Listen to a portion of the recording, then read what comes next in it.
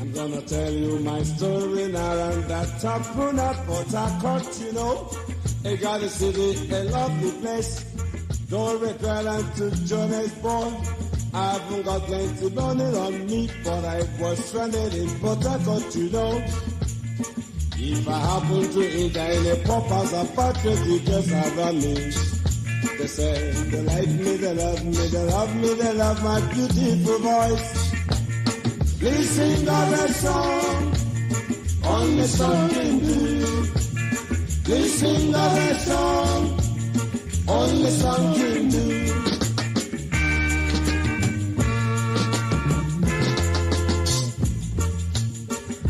I get too many honeys and that's not what I'm looking for. I get too many lips and that's not what I'm looking for. All I want is not but plenty of money for my family. I'm not here for a pleasure trip. I'm only here for a business trip.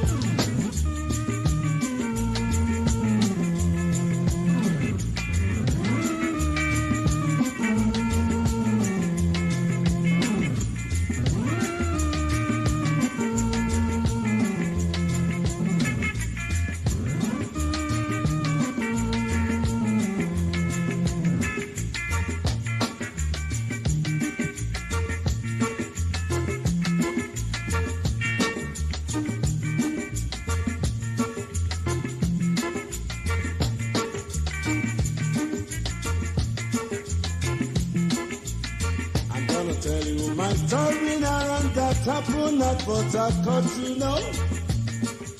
A garden city. I love the place. Don't make my life to Johannesburg.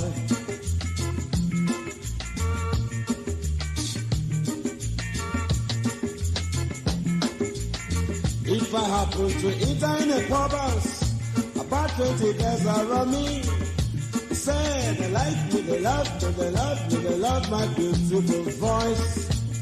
Please sing our song, only song can do, my love. Please sing our song, only song can do.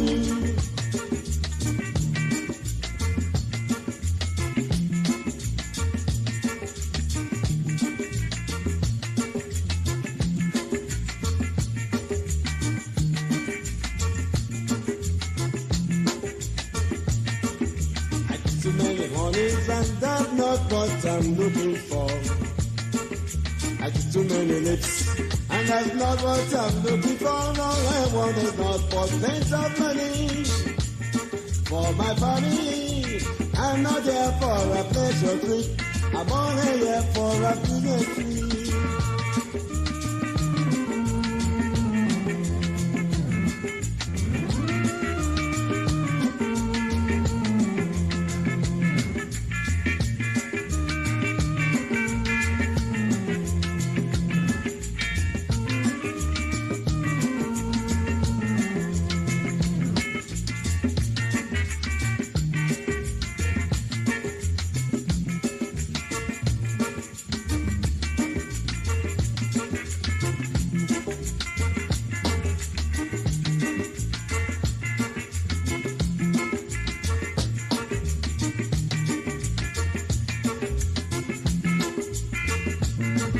Sing a song, only song can do, my love.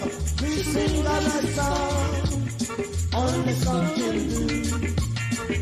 I used to know the honeys and that's not what I'm looking for.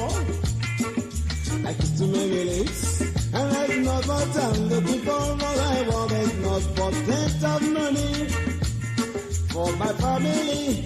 I'm not here for a pleasure trip. I'm only here for a business trip. Espero, olaga, olaga, ijesora. Espero, olaga, olaga, ijesora. Espero, olaga, olaga, ijesora.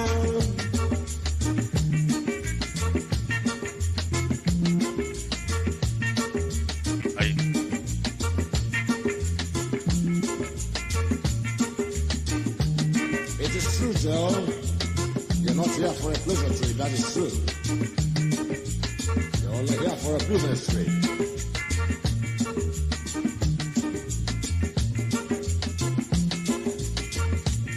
Please sing us a song. Only song can do, my Lord. Please sing us a song. Only song can do.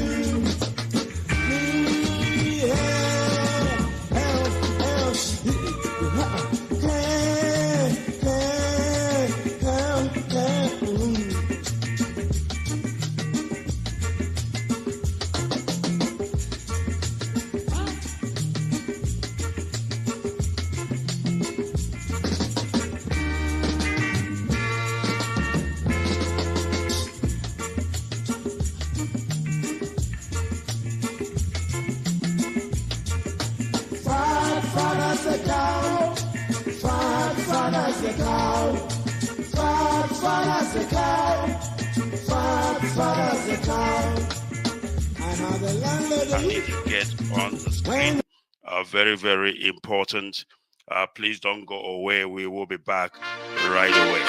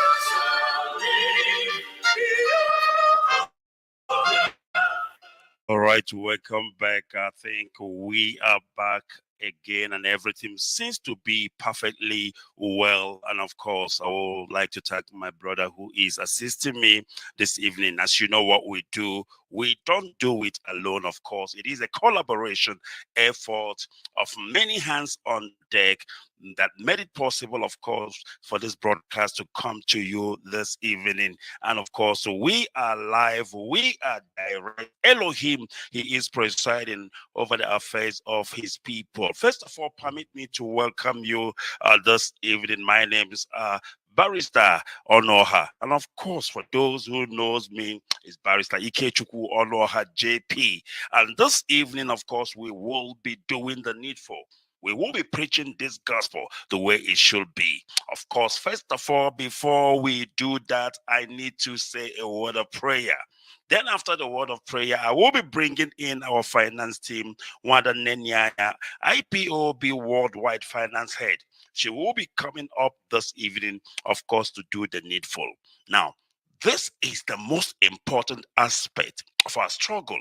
For those of you who don't understand the need that finance has to be given a platform in order for this freedom fighting, in order for the struggle of ours to travel, we need to give finance a platform.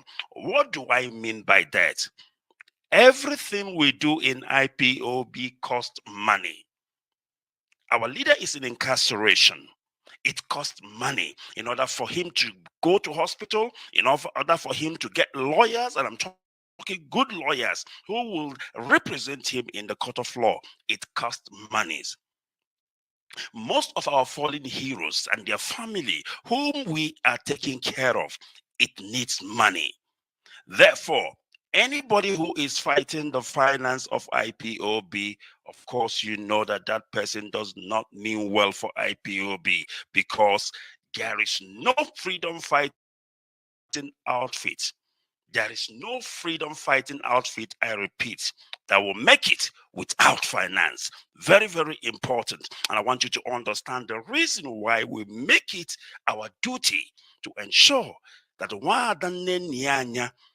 IPOB Finance Head Worldwide and her team are allowed and given a platform to do their duty, because it is a cooperation of different departments, and this is the only way we can restore Biafra. I thought I should just make this few comments. Then, of course, I will pray. Once again, permit me to welcome you. My name's Barrister Ikechukwu Onoha, and it is late night with Barrister Onoha. And of course, my guest this evening, of course, is the finance team, IPOB finance team worldwide. They will be coming up shortly in order to speak to Biafrans. But before that, let us say a word of prayer. Father, we'll thank you this evening because it is the day thou God has made. We have come to worship you, Elohim, because we are your people that are called by your name. And Father, we are not giving up. We must continue until Biafra is restored. This is a promise, a covenant that you had with your son, our prophet, Mazi Nnamdi Kanu, that Biafra will be restored in our own time. And this is what we are doing. Irrespective of all the challenges that we are facing, we believe that because you have said it, it shall come to pass. Father, we pray for our leader, Mazi Nnamdi Kanu. We know that it will not take long. He will be released. He will rejoin us, irrespective all the powers, irrespective all the plans of the enemy to ensure that he never comes out. But Father, we trust you will believe in your word because you called him, and you will ensure that Mazi Nnamdi Kanu comes out and finish this work, this great task that you have bestowed on his shoulder. We thank you, Father. We give you all the praise that your name and your name alone will be glorified. In the name of Kabiaba. Ise. Once again, permit me to welcome you. My name's Barrister Ikechukwu Onoha, and it is late night with Barrister Onoha here on Biafra Radio. Biafra Radio is the only place we speak the truth. Ayanaga Kono na Biafra Radio. In Biafra Radio, we don't gossip. We focus on the most important things, the fundamental things, which is the freedom of Biafran people. That is all we do here on Biafra Radio. Trust me when I tell you, there is no time to talk about things that does not benefit our people. And this evening, we will be speaking on a very important matter, finance. Let me repeat again in case you did not hear me very well. We will be speaking on finance. And somebody will ask me, but why finance? Yes, of course, finance, because this is the wheels that this freedom, that this struggle ride on. Finance. Without finance, you need to understand that absolutely nothing can be done. And this is why our enemies always attack our finances, because they understand if they stifle us out of fund, we will not be able to perform. But we thank Elohim, we thank Chukwoki Kabiama, because irrespective of all the attack of the enemy, IPOB is still wasting strong. And you see this IPOB, we will hold it together until Mazi Nnamdi Kanu comes out. And he will find IPOB exactly the way he left it. And that I can assure you. All right. Welcome once again. If you are joining me, I want you to share this broadcast. And in case if you are wondering, where do I listen to? We are in all platforms. You can find us on Biafra Radio. You can find us on our YouTube platform. You can also find us on Alpha Power Media. We are everywhere. I say hashtag, we are everywhere. And in case if you don't have Biafra Radio app on your phone, run. What are you waiting for? Go and download Biafra Radio app. It is very simple. Just go to the App Store and type Biafra Radio. And of course, you will be joining us this evening to listen. So what are you waiting for? Go ahead and do that. It is Biafra Radio. And this is where we worship. All of you who are ordained, all of you who are destined to perform wonders, I welcome all of you. Now, I will present you to Chukwukika Biama in heaven. Therefore, our Father who resided in heavens above, looking down upon the pain and the suffering of your children, as was foretold by those who have gone before us, that a day will come when the world will gang up, when all the children of darkness will congregate to prevail against your children. That time is now. We are in pain. We are in so much suffering that man cannot begin to comprehend it. We ask for your mercy. We ask for you to come and present and provide a way where there is none. We ask you to if we came amara n'ime ndụ ụmụ gị niile ndị IPOB n'ebe niile dị iche iche ruo ebe niile ụwa sọtụrụ ka ịdị mma gị na ebere gị biko gbaso ha ụbọchị ile nke ndụ ha ọkwa asụsụ eluigwe. We call upon you this evening. The vultures are congregating. The saboteurs are rising up. We are beginning to identify them. And we are dealing with them. We ask you to give us the strength. We ask you for courage. We ask you for every ounce of determination and resoluteness. Make us as hard as steel, as only you can do. Baptize us in your word, in your knowledge, in your truthfulness, and in your... All right, welcome back once again. It is still Biafra Radio, and this is where we worship. I welcome you once again. My name is Barrister Onoha, and it is late night with Barrister Onoha. And of course, my guest this night, it's no other but IPOB finance team worldwide. This finance team has gone through a lot, I can tell you. This finance team has gone through a lot, and yet they are still standing. And this is how you know the hardcore. And of course, I have Wanda Nyanya on the line joining me this evening. I will bring her in so that she can introduce the team. Wanda, can you hear me? Good evening from here. Yes, good evening. Am I coming out clear? Loud and clear, and humanity is listening. Please go ahead. Yeah, thank you very much. I'm waiting for Ness, and I think there is a network problem. He will join us very soon. All right, so go ahead until he joins us. Yeah. Thank you. Yeah. Good evening, Biafrans, IPOB family members around the world, friends of Biafra, lovers of freedom, all our well-wishers. I welcome you all tonight to this live broadcast. Today, the 31st of July, 2023, and the Monday. My name is Mrs. Nenayanya. By the special grace of Chukwukika Biama, I am the head of IPOB Finance worldwide. While I'm waiting for my colleague to come, I want to thank everybody for coming in to listen to us this evening. Join our Biafra Radio, share it. We are on YouTube, we are on Twitter, we are Alpha Media, everywhere. Bring in your friends, invite them, share the link to them so that we join to know the truth. Here, we don't gossip. We don't gossip at all. Oh, good. Ifeoma is here. Now I'll allow Ifeoma to introduce herself. Ifeoma, go ahead and introduce yourself. Good. Good morning, dear friends. My name is Ifeoma Linda Chenwoba, and I'm speaking to you from Melbourne City, Australia. I am the finance, in charge of different continents. That is the Middle East, Scandinavia, the North America.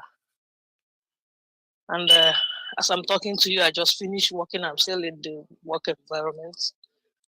So it is morning here, Tuesday morning. Thank you very much. I'll be back again. Yeah.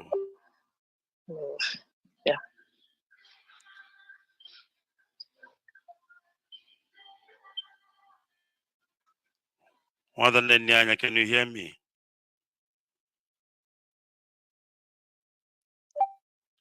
All right. I'm back again. Yes, please I'm go back ahead. again, right? Okay, thank you. Thank you. Yeah. I want to commend all those that are steadfast in this our quest for freedom. Those that have remained focused, those that have followed the guidelines, the rules and regulations, which is our code of conduct. Because even in our working place, we have rules that we abide by. It can be your condition of service. It can be different things depending on the organization. But for us in IPOB, what we have that we follow is the IPOB Code of Conduct. It's very, very important. So I commend every one of us that have abided by these rules. Irrespective of what is going on, you remain focused. I commend every one of us, I must say. It's very important. I also commend those that are making their payments, those that are paying their monthly dues, and those that are also paying for our legal fees, their contributions, both for our leader and for our lawyers and all our people that are also back in Biafra lands. I commend every one of us. And also, I want to remind us of one thing. It's one thing to make your contribution, it's another thing to pay it into the right account, approved by our leader, which I announced. Because if you make your payment and you don't pay to the correct account, then it means you are not paying. It means you are not with us. So I will encourage every one of us to make sure that we make our payments to the correct account. I'll wait now and allow Nelson to introduce himself, and then I will come back again. Nelson, over to you, please. The floor is here. Oh, thank you, and I hope I'm coming out. Am I? Mazi, go ahead. Sure, you are coming out loud and clear. The whole world is listening. Thank you. Thank you, Son of God. Wachineke. May Chukwukikabiyama continuously bless you, energize you, strengthen you, and direct your path. Good evening, Biafrans worldwide. Where I am is evening. Those that are a morning hour, different times, so good morning, good afternoon, good evening, good night to everybody. My name is Nelson Yagazian.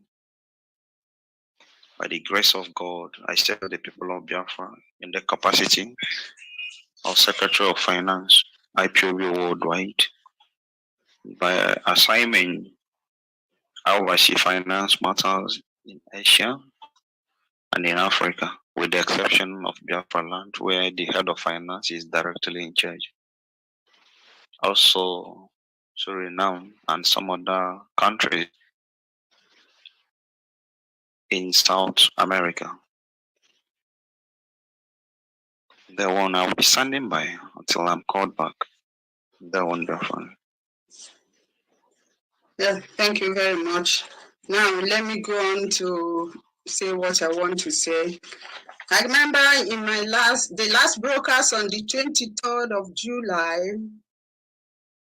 when we launched our Biafra Radio approved by our leader, I did say that I'll be coming to this radio to make any financial announcement, or if there's any new development with regards to finance department, that I will be coming with my team on this program, this Biafra Radio. And that's exactly the way it's going to be. That's why we are here today, and I commend my colleagues that were able to make it today. Like I said earlier, making your payments and paying it to the correct accounts are two different things. If you pay and you pay to a wrong account, it means we cannot account for it. It's very important. Make sure you make your payment to the accounts that I announce on air, accounts approved by our leader. If you pay to another account, then it means we cannot account for your money. It's very important. Now, why is it important? I want to read the code of conduct, because everything we do here in finance department, we abide by the rules and regulations that governs this noble family. Now we go to section 3, subsection A, finance. Number 7, it states, all IPOB financial transactions, be it in form of monthly donations, levies, or fundraising, shall, after gathering of such funds, be handed over to the appropriate financial officer, to wit, financial secretary or treasurer, who, after taking proper record of the funds raised, shall remit same into official IPOB general account as provided by the head of finance to all family units. As provided by the head of finance to all family units. It's very important. So any account that I announce, that is where you pay in your funds. It goes on again on paragraph 8, it states, for clarity, no principal officer from the unit's coordinator to the continental representatives other than financial officers shall have anything to do with collection of funds. Some coordinators are going about collecting funds, which is against the rules and regulations of this great movement. Desist from this, please. Allow the finance department to do their work, because everybody, there's division of labor. You have your own section where you concentrate, and then it's good to allow others to also carry out their work effectively. Now, for example, we have an account in South Africa, they call it welfare accounts. I have announced it on air several times that this account is illegal and must be shut down because it's not approved. We have an account that was approved since September 2019, which we have been using.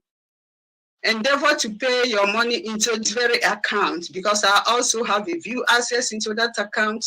Pay in your money and everything will be accounted for. But these welfare accounts, if you have been paying money there, then we cannot account for it. And whoever that opened that account and those that are paying money to that account, you will be answerable when the time comes. You will be answerable when the time comes. So I hope you know what you are doing. But if you know you are with us and you follow the rules, then you pay to the correct account. Number two, there is also an account in Australia that they open. That account is also illegal. Do not pay your money into that account because we cannot be held responsible for what happened to that account. Rather, you and those that open the account will be accountable for what happened to the funds paid into the Australia account. The same goes to the one they open in Germany. They say it's an international account. We do not have any international account in Germany. I repeat, we do not have any IPOB international account in Germany anymore. The one that we had shut down. So this one they open is illegal and must be shut down. If you pay your money into that account, we cannot be held responsible. Rather, those that open the account, then you have to go to them to let them tell you what happened to your money. Nobody can hold us responsible for that because that account is illegal. Not approved by our leader, and I did not announce it on air. I've just read the section on finance here. So you abide by the rules. It's very, very important. And when people pay, endeavor to give them receipts. It's very, very important because that is their own evidence. And make sure you give them IPOB approved receipts. I see some people are printing receipts left and right, issuing to people. This is not correct. Use the IPOB approved receipt, approved by our leader, and the finance department gave it out to coordinators. Make sure you issue people with those receipts. Any other receipt is illegal. It's not acceptable. There's something I want to make clear to some of us. They think that every time I come on air, the finance department will be talking about receipts. We have sample of all the receipts approved. And on each of these samples, we have a copy of it. So when the time comes, you are being issued with different receipts, it will not be accepted. It will not be in our archives that this is a receipt approved. That is why it is very, very important to make sure that any receipt issued to you by the your financial officer, that is the correct receipt, because I have sample of all the receipts approved by our leader. I say I have sample of all of them for every continent, every country. Be it in Germany, be it in anywhere we have it. So if you are still having the old ones or you are using the one that is not approved, then know that in future, your receipt will not be recognized, because all these things, we cannot be working this hard in Biafra restoration for people to come at the end of the day and give us what we did not bargain for. No. That is why it's very, very important. Make sure that the receipt they are giving you is the approved receipt. Very, very important. And make sure that when you pay, that your name is on the register. Because at the end of the day, that is where we can use to trace you that, yes, indeed, you were one of us. But if you just pay and your name is not in our register, we cannot identify with you in future. What I'm saying is for future purpose. Maybe one day your children might, when we restore Biafra, your children might come up and see certain things and the name of their mom or their dad is not there. That's it. So don't take it very lightly. That's why I keep saying it every time I come on air. Very, very important. Number one, make sure you pay your money to the correct account. Number two, make sure that receipt is being issued to you. Number three, make sure that your name is in our register. Very, very important. I have my own receipt. My name is in the register. That's why I'm saying this. And I have a file for all my receipts. So that's why you see some people will just be paying money anyhow. Somebody will give account, they pay money, you don't have receipt. I mean, it is not for your own advantage. In future, it's very important. I stop so far and allow my colleagues to say something. Next, Ifeoma, any of you. Next, over to you. Okay, no.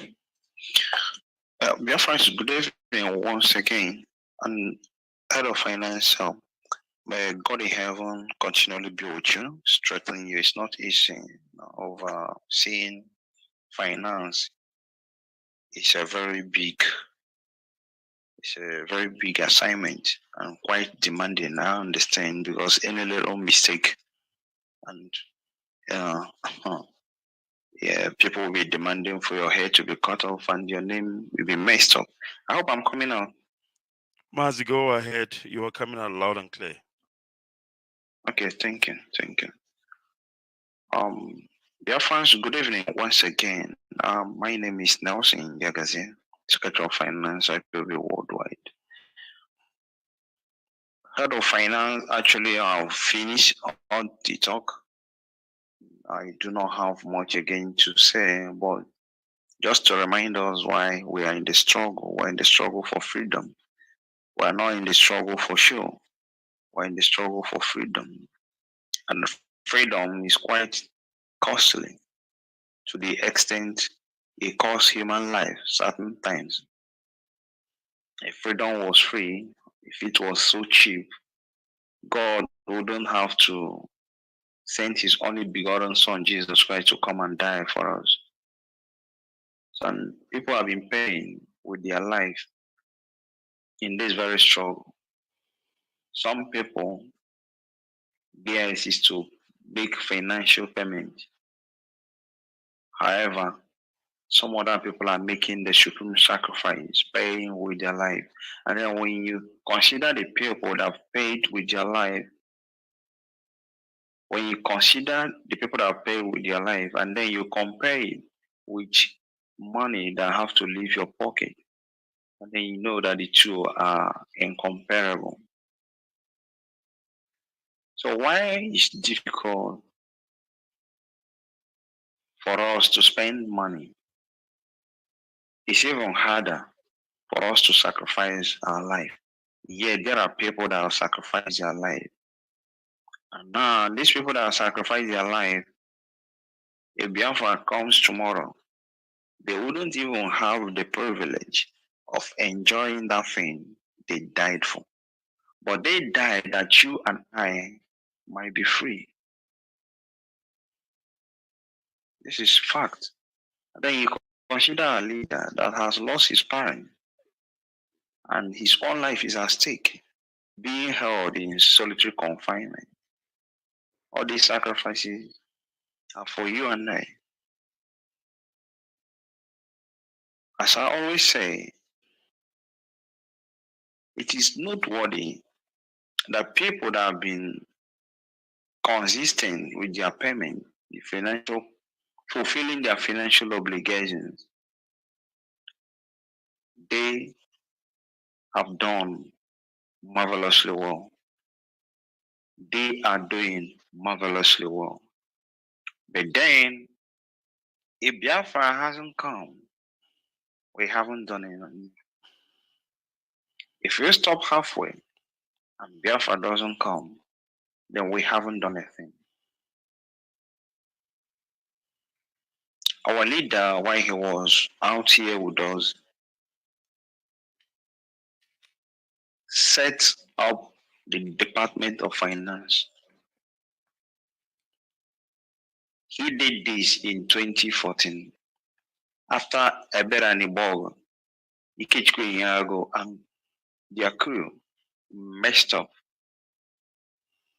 Our leader instituted this Department of Finance, and from inception, appointed our dear sister, Lady Leniaya, to head that department. And she has been heading this department since then. There hasn't been any change. If our leader wasn't satisfied with the work she's doing, our leader would have changed her. There have been changes in several key positions in this struggle. There have been changes. But there has not been any change in finance department. That's one thing. Integrity. Integrity. You don't want to tell me that if the head of finance is unscrupulous in her conduct, that our leader will allow her to stay this length of time. Or any other person in finance department worldwide. Our leader would have taken the person out. I don't want to talk about myself or if I'm the uneasy lies the head that wears the crown. So every arrow points at the head of finance. So that's why I just have to single her out. If it is such that she is without integrity, she's found one thing, one way or the other, our leader wouldn't have kept her till this moment. And it's clear, it's very clear, our leader's order and desires on things relating to finance.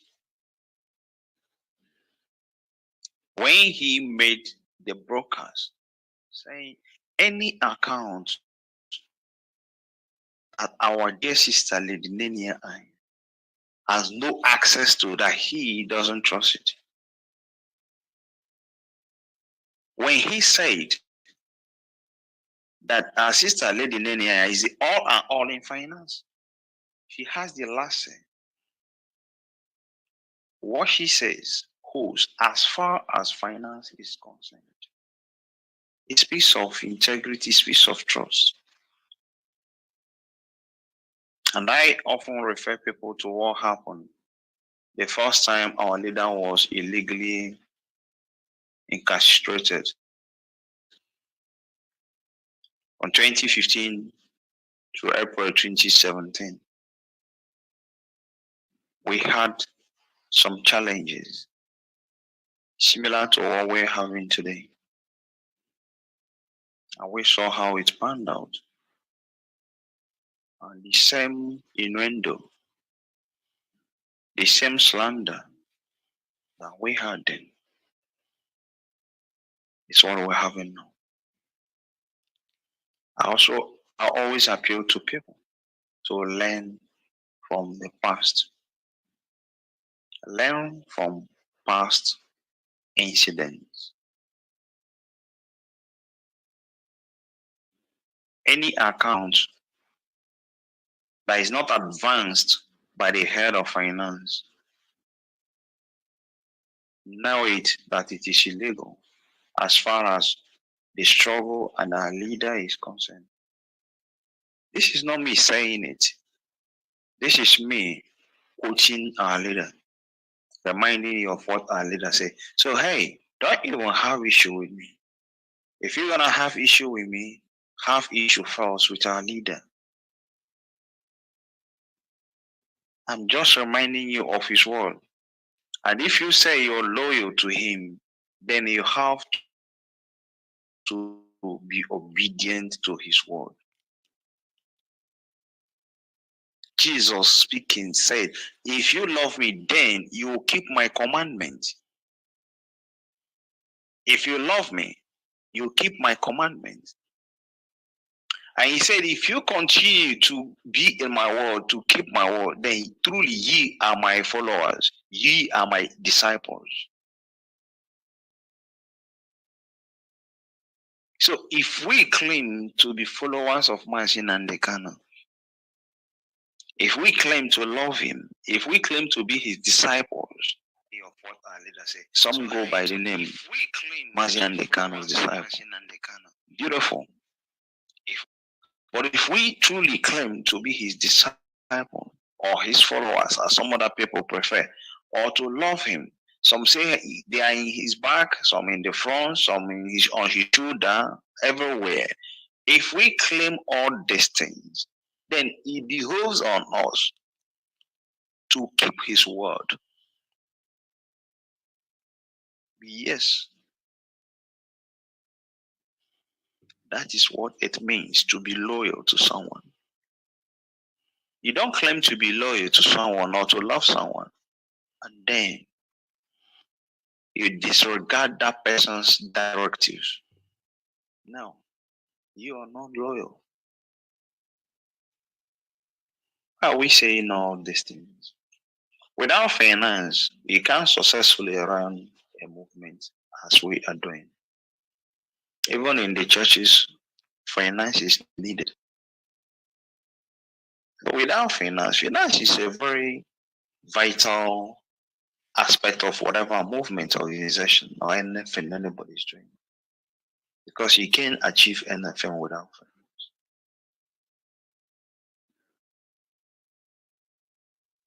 So, I appeal to everybody to be conscious of their actions, of their decisions. As the head of Department of Finance said, whatever you do, you'll be responsible for it when time comes. Yeah, you will be responsible for it when the time comes. That's it. If you didn't follow the instructions coming from the head of finance, as our leader instructed us to do, then when the time comes, you will be responsible for your own actions. That's it. Just before I came on this broadcast, I was talking with someone and I said, see, you just have to face your own decisions. You be responsible for your actions. Whatever we do, you'll be responsible for it. Whatever I do, I am responsible for what I do. Another person will not be responsible for my own actions. Therefore, the finance department cannot be responsible for whatever decision you take today on finances. Whatever you send your money, it is you. It is you. But one thing is certain, this struggle will continue to run. It has been running. Those that are saying, oh, they starved them of fun, this is that, they finished Nenia. I don't know what Nenia did, though. It used to surprise me. I don't even know if it is our common enemy, the Nigerian government, and its agents that we are fighting, or if we are fighting ourselves. I don't know whether Nenia has become the president of Nigeria that is holding a leader and stopping Biafra from being free. I don't know. But I'm just considering naming, if I have a daughter, I might just considering naming the person Nenia, because it seems the name Nenia is powerful and sweet to many people's ear and mouth. So the way people take time, Nenia, I just wonder if actually she has become our problem. She has become our enemy instead of our sworn enemy that is punishing every one of us, that is killing us, subjugating us, holding our leader in solitary confinement. And we live the right fight we have to fight one another. But it's fine. If that's how you see it, if that's your own impression of freedom fighting, it's okay. But our leader said he needs 100 men. It might look funny, but as day goes by, I begin to get the revelational knowledge, the rema in his speech. Many are called, but few are chosen. It's okay you do whatever you do. It's you. It's you. But be rest assured, you will not stop the coming of Biafra. You will not. You have not stopped this struggle from running. It's still running. You send money to the right account, you don't. It's your business. Some say they are holding their money back. It's your business. You know, the other time we had meeting with other countries and these matter issues, this, that, and they say, blah, blah, blah. These other people came to us, they say this, now you people, all those stuff. And I said, see, whatsoever decision you take, is you. I won't be part of anybody trying to kind of convince you to do the right thing, to send the money to the right place. So you will not think we have interest in your money. But I will just remind you of our leaders' instructions and then the code of conduct. And I will also remind you of past experience. Then I leave you with your choice. God says He sets before you life and death. It's your choice, the one you choose. It's your choice, the one you take. I present it to you.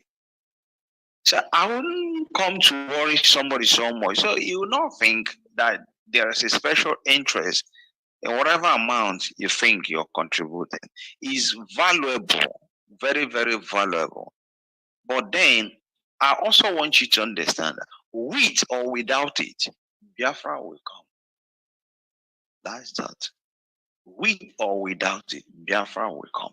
To those that have been faithful in fulfilling their financial obligations, kudos, you have my respect, you have my salute.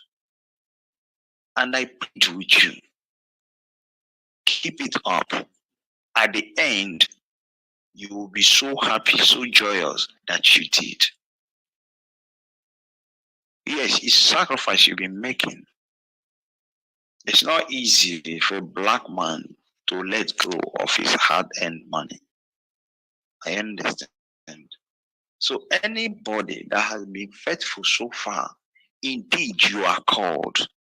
You are called to this race, this fight, this battle of setting the people of God, the Biafran free, and liberating black nation all over the world, the black race all over the world. For Biafra is a beacon of hope.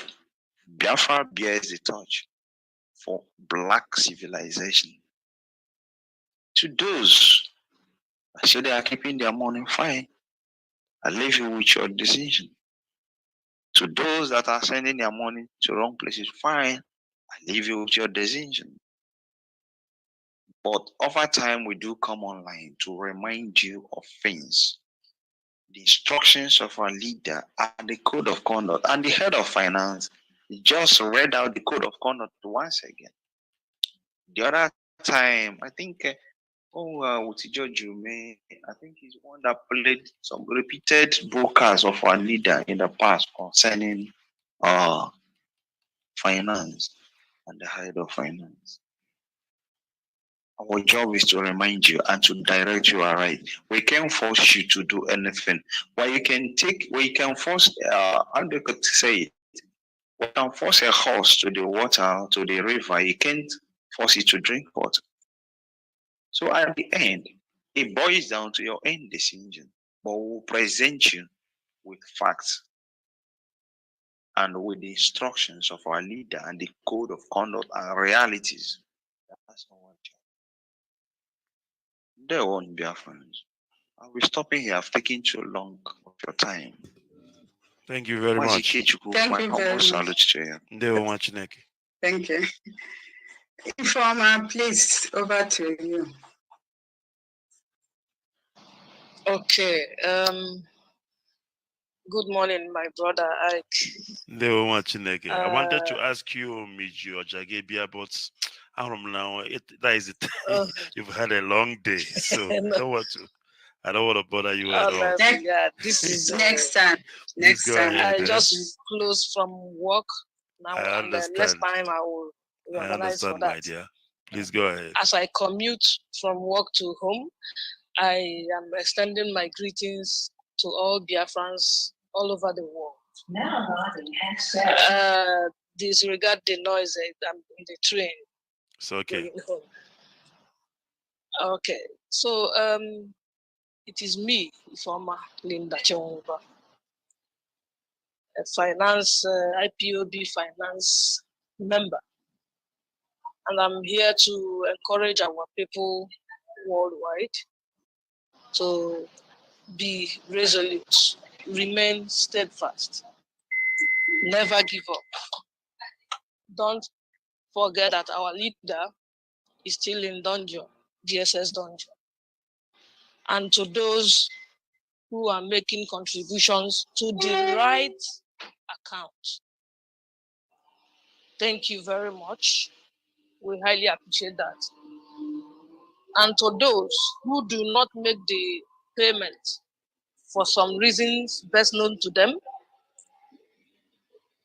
you have to sit up. Because I would like to remind us about what our leader said.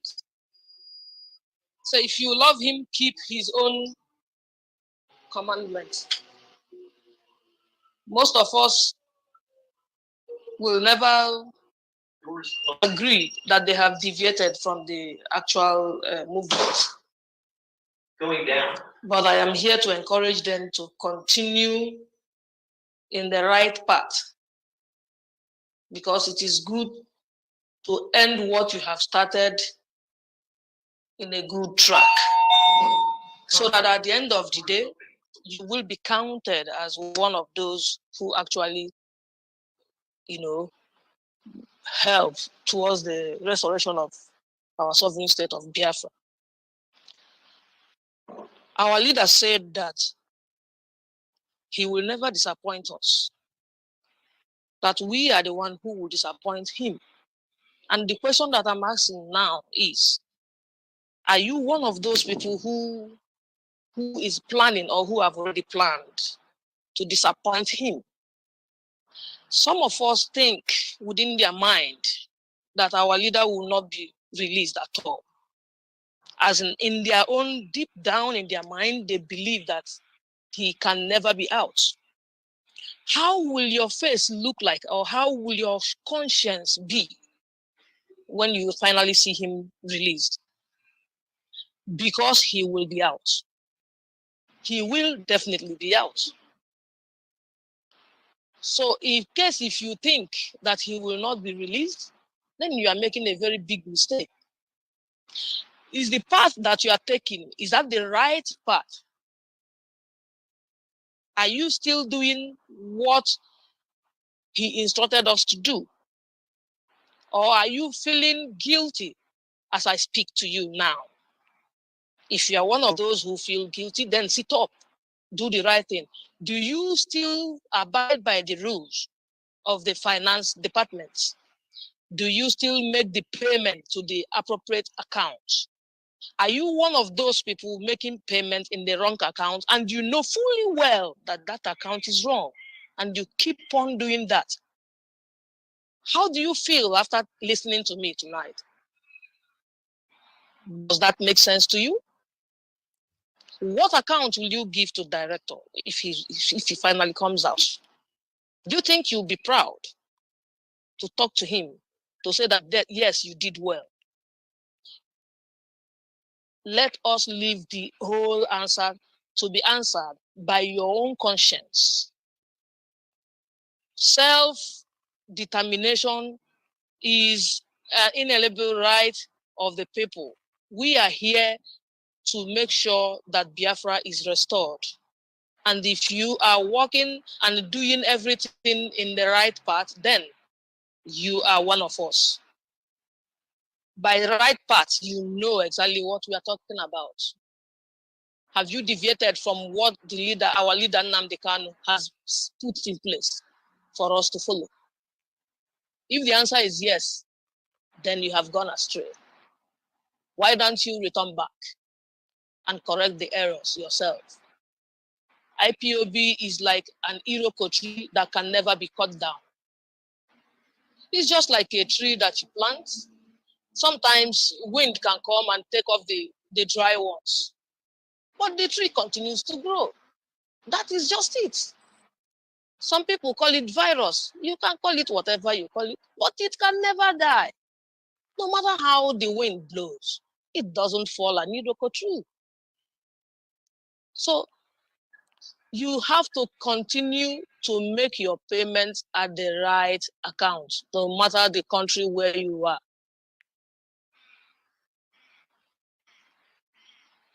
I would like to stop here. Otherwise, I would have, if I had my flute, I would have entertained our people as they listen. So, Badigi, next time we will do that. They will. They're watching it. Thank you very much, you and Nelson. Just to add to what you people have said, I see it this way. If you have been on the right path and suddenly you deviate, start going back, think about it. Why did you join in the first place? How do you think your name will be? How do you think you'll be remembered in history? How? That's why it is important. We are here as an individual. You took the oath yourself. You didn't take it for anybody. Whatever consequences, whatever thing you do, you are on your own. You are answerable to it. All those that are not paying to the correct account, let me put it this way. Those that are paying to the correct accounts, we have your names, in case you don't know. Those that have been paying to the correct accounts within this space that our leader is in DSS, we have your names. So you cannot say, yes, you were paying. There is no proof. Those countries that are paying, or individuals that are paying into a different account that is not approved, we don't have your names because you did not obey the instructions. You did not follow the code of conduct. It means you are just out. And that gap where you could not explain yourself, you will be the one that will be answerable to that gap that you left. You started well, you come in between, you slack, you withdraw. At the end, do you think that gap that you left will be covered because you came back to do the right thing? No, it is still there, hanging. Think about that. It's very, very important. Everything is well detailed and documented. We have it. Those of them that in Africa or Asia, where Nelson and Ifoma are in charge of, we have names of countries that have not paid to the correct account for the past 2 years. The same applies with those of us in America or Australia or in Europe. We have them. And that gap you left is still there for you. Nobody is going to fill it up for you. You have to fill it up. Then how do you do that? Think about it. It's very, very important. It's something that you cannot escape. Even our conscience So I encourage all those of us that have been paying. I commend every one of us. Chukwuabiama will bless every one of us. Because you are the people that really want our leader out. You are the people that want our people that are back home, that we are helping, that the assignment that we use that money for. You are the ones that are actually doing this. But those of them that have decided to give this gap, the gap is there for you. As simple as that. I commend every one of us. Very soon I'll be coming on air with my team. We are going to call out the names of those countries or zones or states like they have in USA that are paying to the correct accounts. We are compiling it, we will update it, and I will call the names of those states that pays to the correct account. If you don't hear your name, then it means you are paying into an illegal account which you yourself are answerable to, not the finance department. We have it. We are compiling it. And as soon as it's up to date, we will take it country by country and this. And for some countries, for example, here in Germany, we have those that are loyal, those that are with us are there, they are paying to the correct account. The same thing in the United Kingdom, not all of them. We have few that are with us that pay to the correct accounts. We have them also in USA, not all of them. We have them in Italy and in South Africa.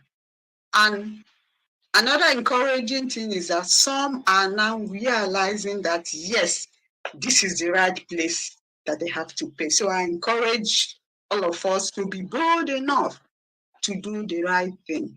Pay to the correct account, be part of this great movement, be part of this humanitarian work that we are all doing.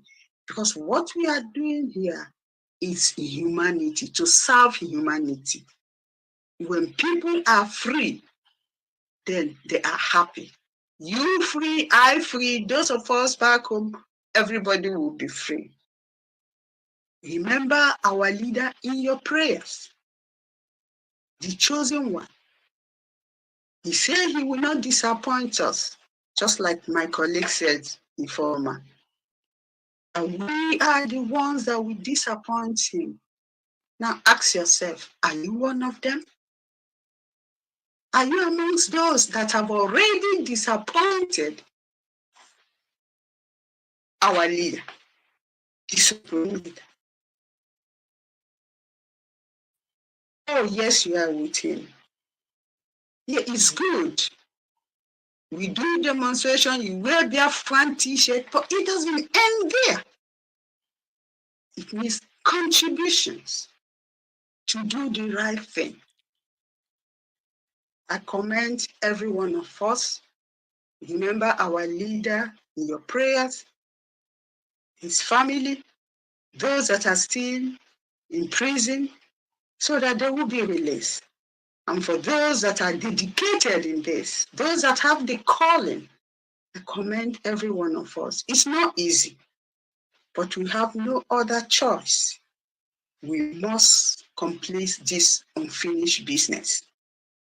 And with you and me, we give our leader the support.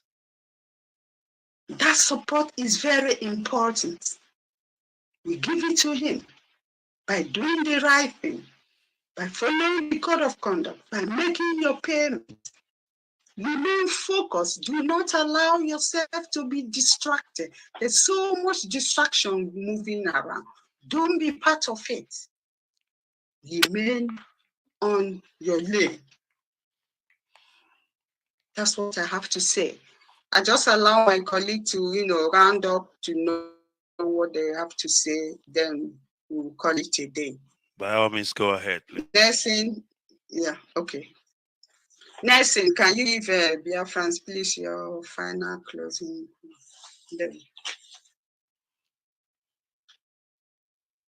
Yeah, and the one, Biafrans, once again, I've said all I have to say, and everything has been said.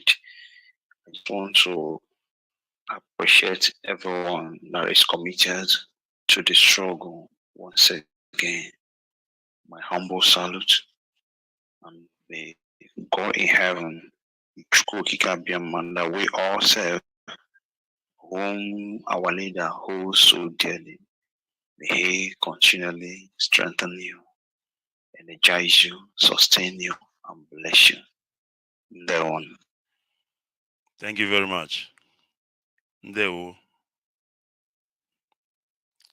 All right, there you have it. And of course, it is from IPOB Finance Team Worldwide. Of course, led by our able and gullible Nwada Nenianya. She is the one leading this pack of our finance team. And I must tell you, it is not a job that she started today. It's something she's been doing for years and years, I can tell you right now. And that tells you all you need to know. All right, I'm trying to see if my mic is coming out. All right, I can see it is coming out indeed. All right, we are progressing, of course. I want to use this last minute that I have to do something very important. I want to talk about on a very important issue. I'm gonna tell you because I'm beginning to realize that what is happening right now in the struggle is the fact that some people are ignorant of what is happening. And I believe that we in the media, it is our duty, it is our responsibility, of course, to enlighten our people and, of course, educate our people. Very, very important, because I believe that people do what they do. Of course, not everybody, but some people do what they do out of ignorance. And then, of course, first thing you do is to educate them. Try to see if you can impart the knowledge, into people. And thereafter, if people continue or persist doing what they're doing, then you understand that, of course, they're doing it intentionally. So, what do I want to do this evening? I want to talk about some legal matters. I want to touch on legal matters. Very, very important that we understand the role of legal practitioner when it comes in relation to their clients. Very, very important. People do not understand, what lawyers go through. And I'm talking about genuine lawyers. People don't understand that being a lawyer is like being under oath. People don't understand the fiduciary duty of an attorney when it comes to his client. And this is what I'm about to break down to you this night. Very, very important for you to understand that. And I believe I'm in a better position to do that because this is my profession. I went through school. I was taught about the ethics of legal practitioner. Very, very important. And by the time I am done imparting this knowledge into you, you will understand that Aloy Ejimako is doing absolutely what he is expected to do. Not just only by our leader Mazen Nnamdi Kanu, but by the profession that he has sworn an oath. Lawyers takes an oath, if you don't know what I mean. Now, when I say that lawyer takes oath, that is why it is called ethics of legal practitioner. It's more like an oath to say, this is what you do as a lawyer. This is what you are not allowed to do. This is the relationship between you and your clients. Everything is documented. Some people don't understand the dilemma even Aloy Ejimako found himself in, because he has to do things not because he wants to do it or he doesn't want to do it. He has to follow a certain pattern. He has to follow the code of ethics of legal practitioner. People don't understand that there are things that Aloy Ejimako will do. It is not just only his client Mazen Nnamdi Kanu that will take a legal action against him, but the legal practitioner, the MBA, the Nigerian Bar Association even probably will struck him off the roll. So he is doing what he is doing because he has contracted himself with our leader Mazi Nnamdi Kanu, and he has to follow a certain pattern to do whatever it is that he's doing. So whatever it is happening now, I see it as a misunderstanding, because how would you understand what Aloy Ejimako is doing if you don't understand the code of ethics of the legal practitioner? You need to understand that first. Then if you understand the fiduciary duty of a legal practitioner in line or in relation with his client, your eyes will open. You will understand that everything Barrister Aloy Ejimako have done so far is solely in terms of his profession. And this is what I'm about to tell you this evening. And I'm going to try as much as I can to limit it because of our time this evening. But before I do that, I want to talk a little bit about IPOB finance, of course, for you to understand the importance of finance in what we are doing. Without finance, we cannot go far. When the enemy wants to attack IPOB, why do you think that the first place they go to is the finance? Why do you think so? Because they know if they stifle you out of fund, you cannot operate. There are things we need to do in the struggle, and we cannot do it if we don't have the finance. We need to take care of our people. There are people who need help. I'm talking financial help. Those who have paid the ultimate price in the struggle. They have kids, they have family. Somebody needs to take care of them. We have our ESN that has worked tirelessly to ensure that Biafra land is calm, that our bushes is safe, is kept safe. And most of you know a few years back when the Fulani herdsmen will go into our bushes, rape our women. Their cow will destroy the food crops. Nobody is going to farm anymore in Biafra land. People are scared to go into the bush.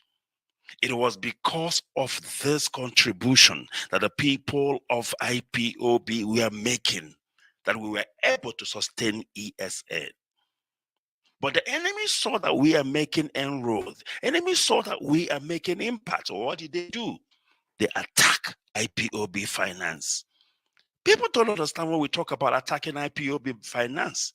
You probably will ask me, what do you mean? To attack IPOB finance is very simple. They begin to open different accounts. They begin to discourage people. They begin to tell them, no, the finance head is eating your money. Don't put money in the account that Mazi Nnamdi Kanu has authorized. No, put it in the welfare account. People begin to create accounts. Everybody is now a finance officer in IPOB. Everybody. Most of the coordinators, their job now is to open accounts. They don't focus anymore coordinating the unit that was given under to them. But what do? Open an account, they call it a welfare account. And they will encourage their people and say, no, don't pay into that account. Why don't they with the money? What a lie from the pit of hell, deceiving our people. No, pay it into the welfare account. And you never ask yourself, that welfare account that I'm paying the money, who is having access to that account? You don't even know who is having access to that account. What becomes of that money that you are paying into the wrong account? The smart thing to do, dear friends, and I want you to listen to me. The smart thing to do is this. You see, that account that our leader Mazi Nnamdi Kanu have ordained, let me put it that way, all these years, and said, this is where you pay in your money. And any account that Wadane Nyanya does not have access to, any account that she cannot view, that account cannot stand. If you are smart enough, what would you do? You will continue paying it to that account. They keep telling you lies. Nyanya is eating the money. Finance team is eating the money. Fair enough. Let them continue eating the money until our leader comes out. Then our leader will tell us who is eating money and who is not eating money. Because as it stands now, everybody's a suspect. So the best thing to do is to keep to the status quo, the way it was, the way Onyendo Mazen Nnamdi Kanu established it. Now, what do you think that Mazen Nnamdi Kanu will do when he comes out from incarceration? No, just tell me. Do you think that Mazen Nnamdi Kanu will come and shake you? Onyendu, we opened another account because Nyanya is eating the money. Finance team is eating the money. So we open finance welfare account. We open this one. We open that one. And then Mazen Nnamdi Kanu will shake your hand and say, well done. Do you really think that?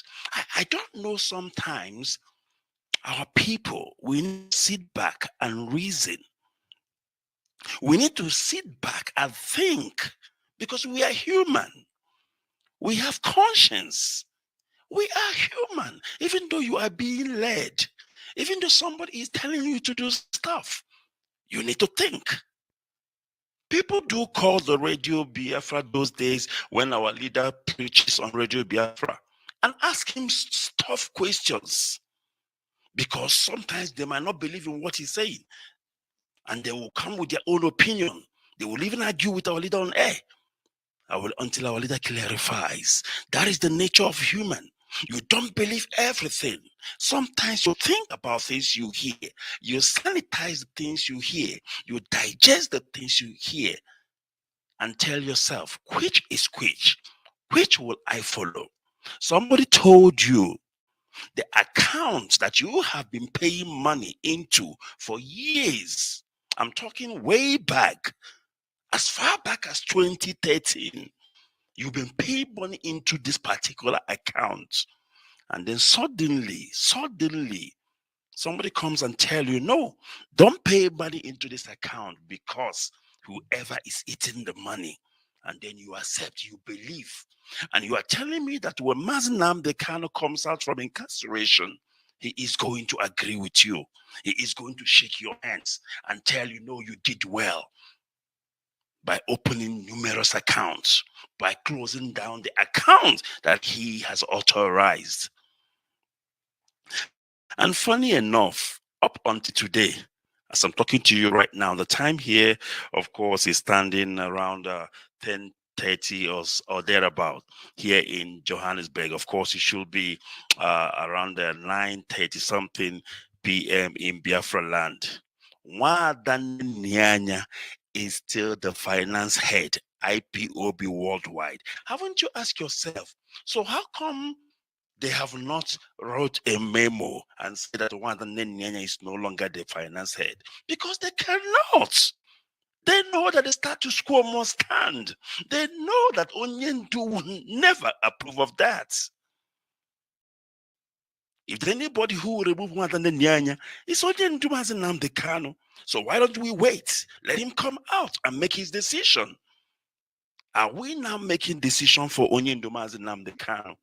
Are we changing the things that he has put in place?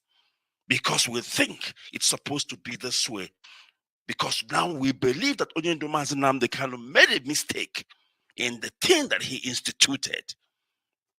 Biafrans, I would like us to sit back and think. There is something that Elohim gives to each and every one of us, and that is common sense. There is something that Chukwoki Kamyama blessed all Biafrans with, and that is common sense. Ogugurishi. Sometimes it's easy to go on Facebook and begin to, shout, abuse people. God punish you. Come on, you didn't know why you're. Sometimes you sit back and think, because that's what makes us human. The ability to think, ability to digest things, ability to sit back and ask yourself questions. If indeed so, Madam Nyanya is all this evil as they painted her to be, how come she's still the finance head? As I'm talking to you right now, she has not been removed. Doesn't that tell you all you need to know? In summary, on the issue of finance, I want to say to you, Biafrans, let the status quo remain. Let the status quo remain. This is not the first time Onyendu Mazi Nnamdi Kanu has been incarcerated. And if there is anything Mazi Nnamdi Kanu hates, it is changing the things that he have instituted. It is tampering with the things he has instituted without his consent. He hates it with passion. And I'm saying this because I've been close to Mazi Nnamdi Kanu for years. You might not believe me. You might not take my word for it. You know what I used to tell people who calls me and begin to tell me a lot of stories? I say, you know what? When I get the number, let's keep this our friendship the way it is. Until Onyendu Mazi Nnamdi Kanu apụta, ya gwazie onye na-emete ya na onye anaghị emete ya. Don't tell me that the man like emete ya. I probably will not tell you na anaghị emete ya. But like I said, we all have our conscience. Let your conscience advise you. When you go to sleep tonight, let your conscience advise you. Most of us have started paying into false accounts. The question is, where is the money? Who is accounting for it? And what will Onyendu Mazi Nnamdi Kanu say when he comes out from incarceration tomorrow? My name's a barrister, Ikechukwu Onoha. And this is Late Night, of course, with me. And of course, this is the only place we speak the truth. I'm talking about Biafra Radio, the whole truth and nothing but the truth. We want to change the narrative because this radio has to be hallowed. This radio has to be a platform where indeed we worship Elohim. It should not be a platform where we insult each other. It should not be a platform where we say things that are out of, like we are not the same people. It is a platform we speak only but the truth. All right, we must continue. And because of time, I need to,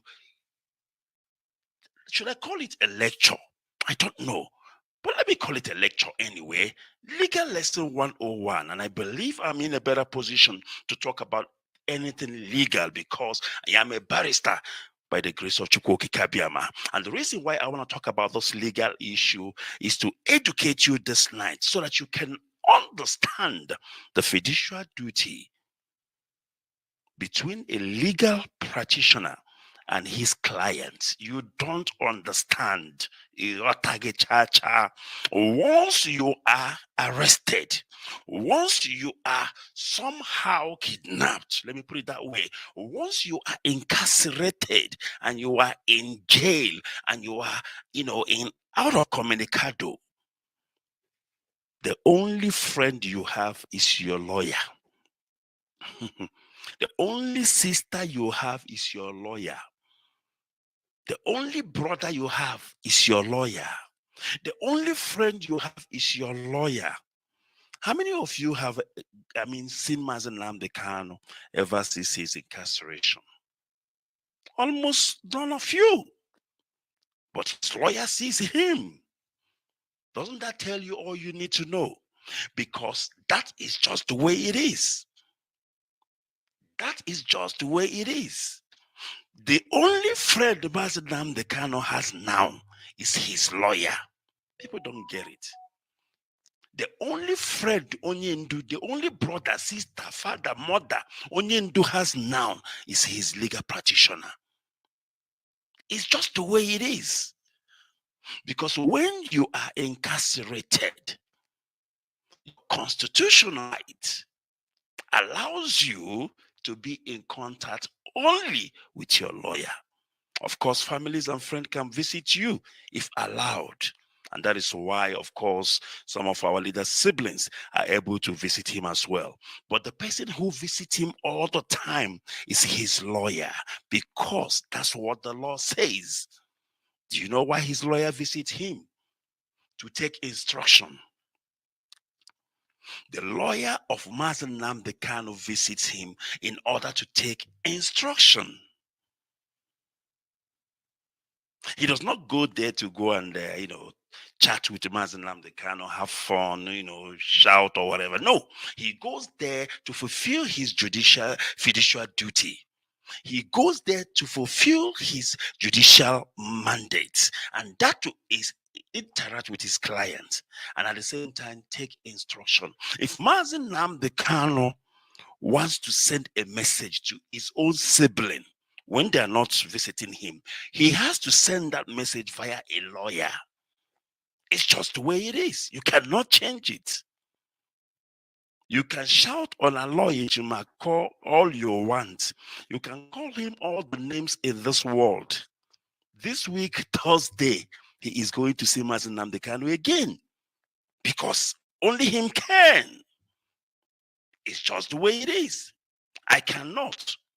You cannot. If you like, have all the millions in this world, you cannot see Mazen Nnamdi Kanu. You will not be allowed to. Only Aloy Ejibako, his counsel, his legal representative, have the right to see him. And this is why I want to educate you this evening. Now, you think that a legal practitioner will risk his license, that Aloy Ejibako will risk being struck off the roll to go and lie against his client. It is not done. I think Barrister Aloy Ejibako have everything to lose for him to come and say Nnamdi Kanu said when Nnamdi Kanu did not say. Do you ever ask yourself that question? How old is Barrister Aloy Ejibako? How long has he been practicing? And you think he will just compromise everything he have achieved all his life as a lawyer, going on social media, entertaining interview, just to lie against his client, the client that is still alive, the client that will still come out tomorrow to confirm or contradict that which he has said? I don't understand. Our leaders said our people are lame and docile. Our people are lame and docile. How do we reason, Biafrans? How do we reason? I don't know. How do we really reason? This is common sense. This is common sense, irrespective of what, it's easy to say, Aloy Ejibako is lying. Don't mind him. Don't mind him. But Aloy Ejibako is not a fly-by-night attorney. He's not a yesterday counsel. That man has been practicing for God knows how long. And suddenly, he will just come out and conduct an interview that the whole world is listening. An interview that will be documented. An interview that is recorded, only to come and lie against his clients. Unbelievable. I will take a quick break, and of course, I will return because I want to take you through shortly, on few, standard procedure you need to understand when it comes to client and his, lawyer's relationship. It is very, very important that you understand that somebody's lawyer is like his brother and sister, as long as that legal relationship exists. Until your case is finished, until you come out from jail. But as long as you are still incarcerated, as long as you are still attending your legal cases, your lawyer is the only person you can talk to. Your lawyer is the only person you can instruct, and he will take instruction from you and pass it to the other person. It's just the way it is. You cannot change that, Biafrans. Sometimes the whole world is laughing at us. Do you know that?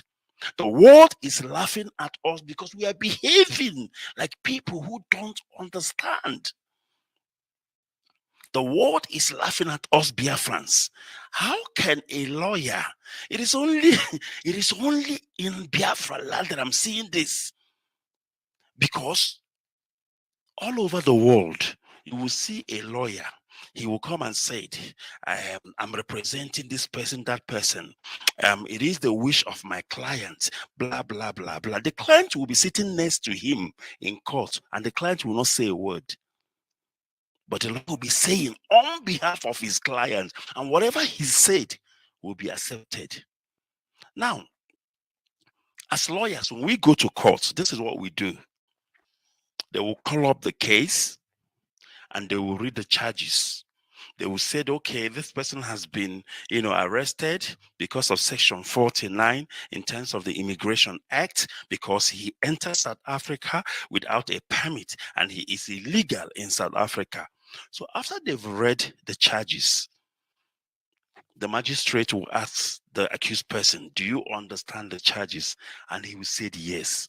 Then they will ask him, how do you plead? Then the accused person will say, guilty, your worship. Immediately he said guilty. Then the lawyer will stand up. Now listen to this very, very careful, and I want you to pay close attention. When the lawyer stands up, do you know what the lawyer will say? Your worship, I confirm my appearance on behalf of the accused person, and I confirm that the plea of guilty is in accordance with my instruction. Underline, instruction is in accordance with what? My instruction. As he's saying those things, that person is there, standing in court. He will not utter a word. It is his legal representative that is speaking on his behalf. I want you to understand the power a lawyer has, especially because when you are incarcerated, you don't have all your rights. Sometimes you decide to remain quiet so that you don't compromise yourself, so that you don't say something that will be used against you. Rather, you allow your lawyer to do things for you. So if we are reasoning, if we are so advanced as we claim, we will believe, and of course, we won't even doubt anything that Mazi Nnamdi Kanu, legal person, tells us. On this note, I want to take a quick break. And when I return, I'm going to go straight into the lecture that I have this evening. And of course, I will try to keep it minimal as possible because of our time. Please don't go. Thank you, black man. Freedom time. Let's sing that this song about my story. For me, heroes day. Oh, Biafra freedom. Papa, we're on a gile. You walk with the cabia,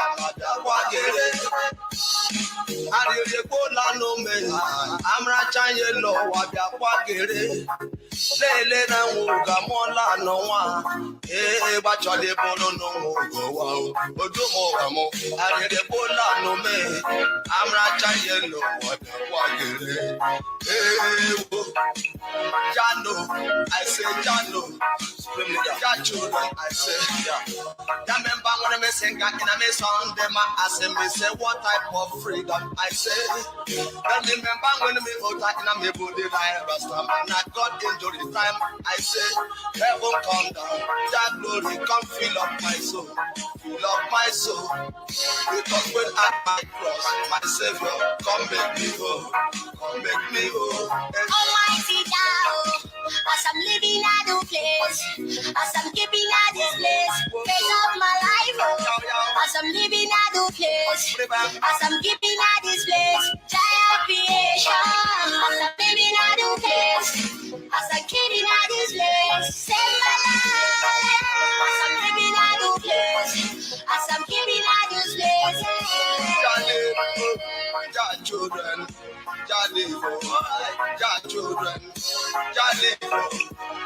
children, he has done it again.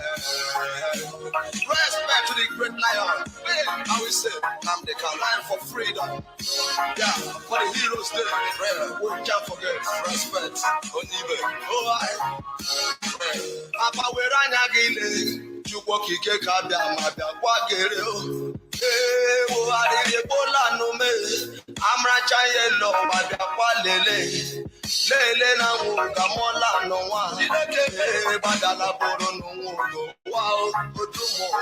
I did a Bola no me. I'm Rajan yellow, On the Chada Quakere, Kekero, what the Quakere, Amada House, so I did go down to me, Malumana, Giant. I say, just shackling on the bad things, yeah, I say. From the day of harvest is near. Almighty thou, as I'm living at a place, as I'm giving at this place, praise of my life, as I'm living at a place, as I'm giving at this place, giant creation, as I'm living at a place, as I'm giving at this place, save my life, as I'm living at a place, as I'm giving at this place.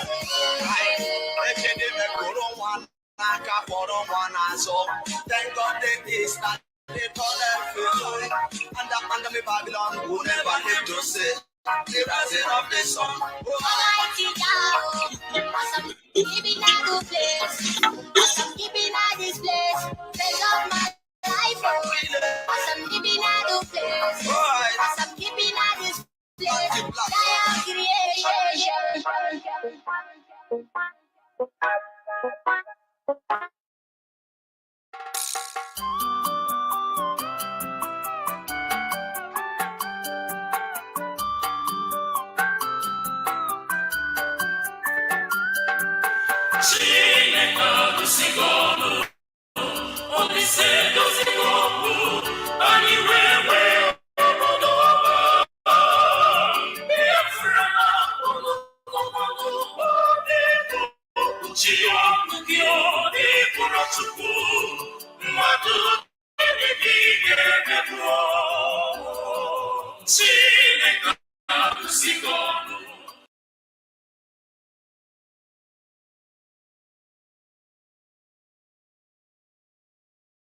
You will deliver us, not because we are righteous, but because of your mercy. Hear our cry and our supplication. We are not armed. We have not killed anyone. We have not jailed anyone. We have not done anything at all to warrant the level of destruction and carnage being visited upon your children. The same way Israel suffered, so is Biafra suffering today. And if you, Elohim, can deliver Israel, so will you deliver Biafra. That is our hope. That is our anchor of everything that we hold dear as a race and as a people. You brought Biafra that light may come into Africa. You gave us hope because we are in a continent of hopelessness. And by thy grace, Biafra shall be restored. We shall be resurrected.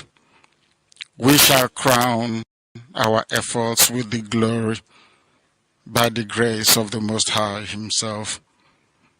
We are not strong. We do not pretend to be strong. All we do is to submit ourselves to your will, that your will may be done upon our lives. We have lost many people. We have lost so many good people. Their sacrifice will never be forgotten. We shall honor them, and for their sake, Biafra will come.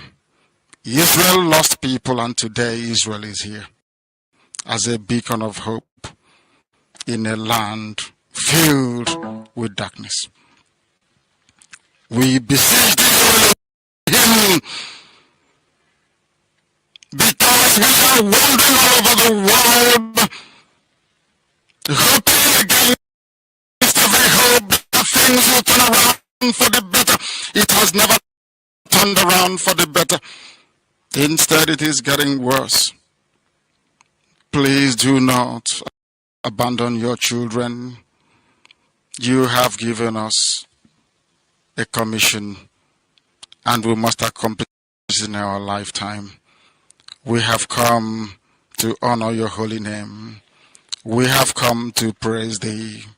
We have come to honor thee, that your name may be glorified, adored, and praised forever and ever. Ise,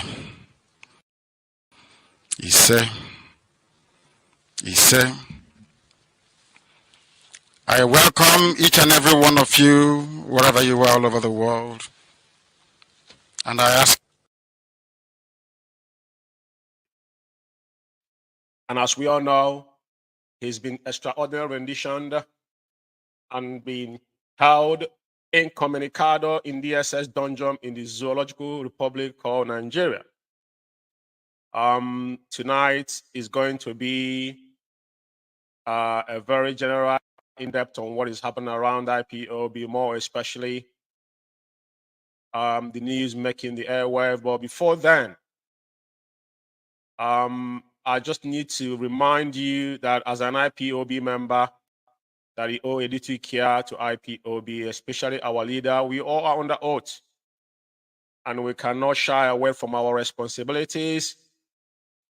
Other people might play games and be filled with emotion and sentiment, but as an IPOB member, you must be still, because at the end of the day, we are the chosen generation to make ourselves and our unborn children to be proud. So tonight, we're going to do things differently from where we normally do it, because this is an hallowed platform we all worship. Now, I want to start by thanking our mothers the other day, Monday, to be precise, of this week, as a very massive prayer by Umuada for Afalo Kwibe. They gave thanks to Chukwu Kabiama. And I think it's very imperative we acknowledge them, as we are going to talk about a lot of things tonight. And remember that Biafra Radio is standing in the gap, not in the gap anymore, has taken the lead because of the insubordination. Radio Biafra London has gone into the IPOB archive. That's one thing you must not take away. We must set the record straight. And tonight, it shall not be the same. Now, I have a lot of stuff to talk about tonight, but I want to first of all acknowledge those our mothers that show that compassionate to our leader, and every sense of human being that understand the time we're in must understand that when our mothers come out from their shell to do things, that message must be hacking to the voice of Chukwu Kabiama. Our leader shall be joining us soon, regardless what the enemies are doing. Or this is a pattern I will have chosen to restore Biafra. Let's listen to them. And that prayer was deep. I want you to pay attention, please.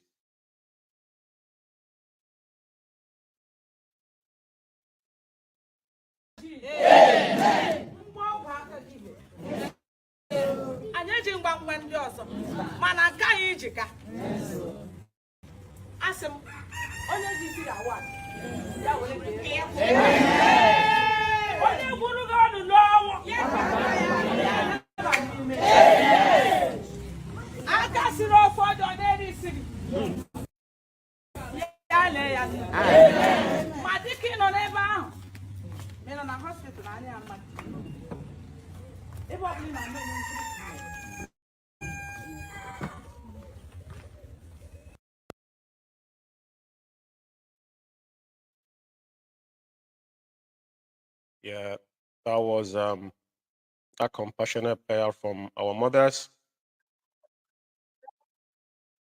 And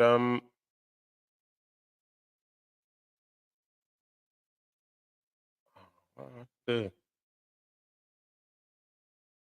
So I think I've taken out something that I don't really need to take out.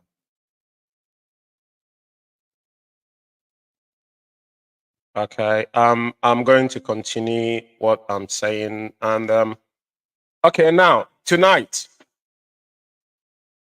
it is quite amazing. A lot of things are happening, and like I said, our leader, Mazi Nnamdi Kanu, remained the supreme leader of indigenous people of Biafra.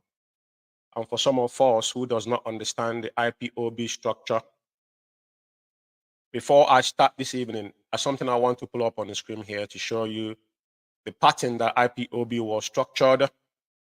And that pattern that IPOB was structured was not meant to any man or woman to break it. It's a chain command of IPOB.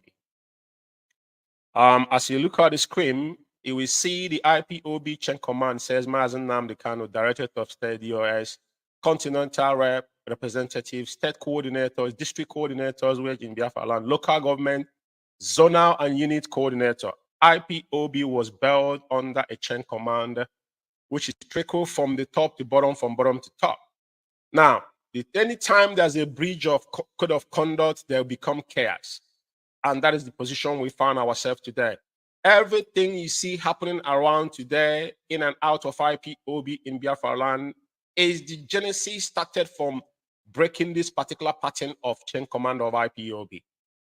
Those up to know better forget what they were here to do. They're taking dive to their own personal vendetta, and today we are in this position. But it's very, very imperative that I drive my grounds and show you the pattern that IPOB was structured. And that is the reason why Biafra Radio has come once again to teach those that have ears to hear. Now, we are not into propaganda. Everything we do is about fact-checking them.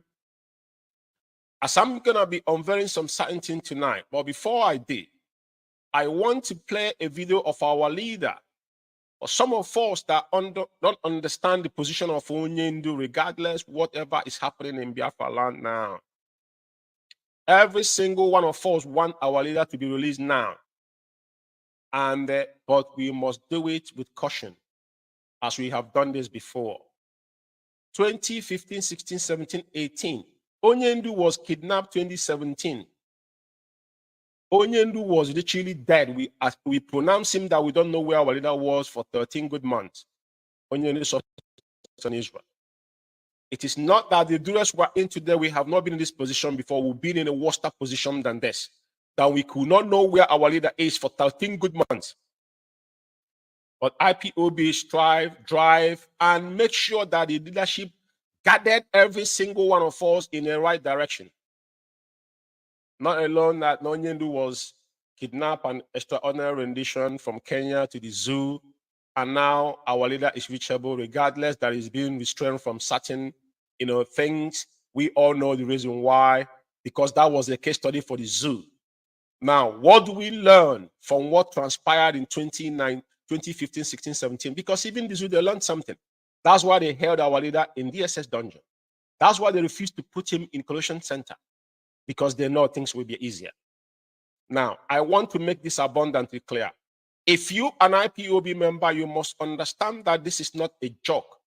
People's lives are at stake, and all of us must man up to do the right thing without being playing games with the life of our people. Now, before I continue tonight, I want to play our leader's voice. The only time Onyendu had the opportunity to speak to Biafrans, it was 30 seconds. And it will surprise you what that was. I want you to listen, because the problem with our people is that we're quick to forget things. We run with whatever people are saying. Propagandists are out there. Agent or provocateurs are everywhere. And I'll tell you one thing.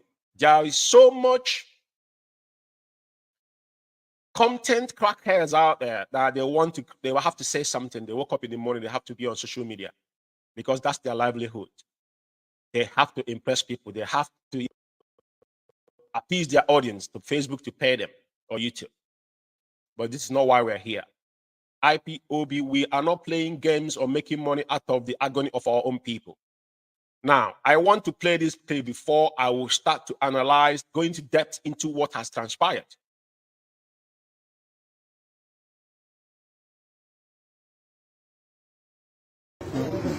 I'm not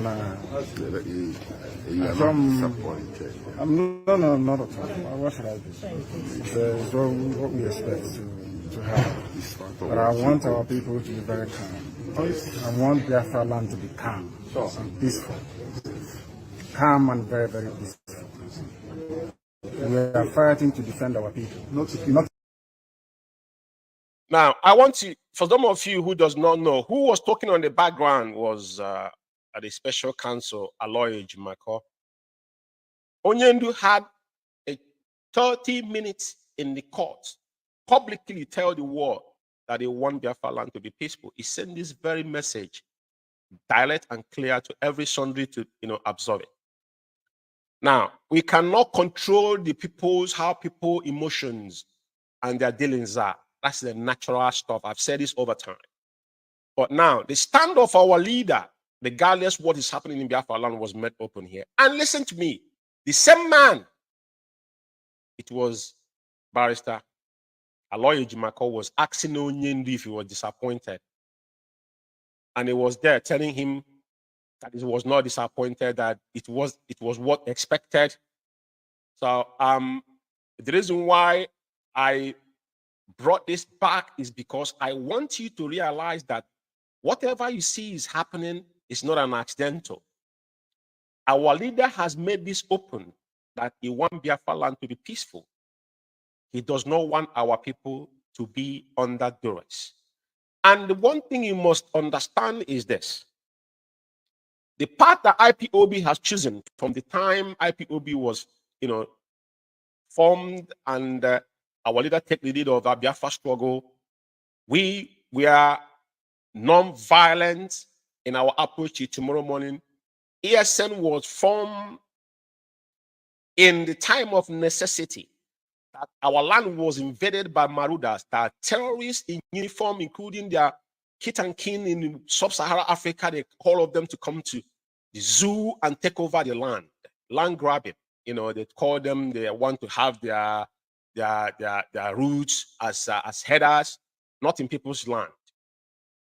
So why I'm doing this is because I don't want to say anything of my own. I want to get everything I'm saying from the horse's mouth.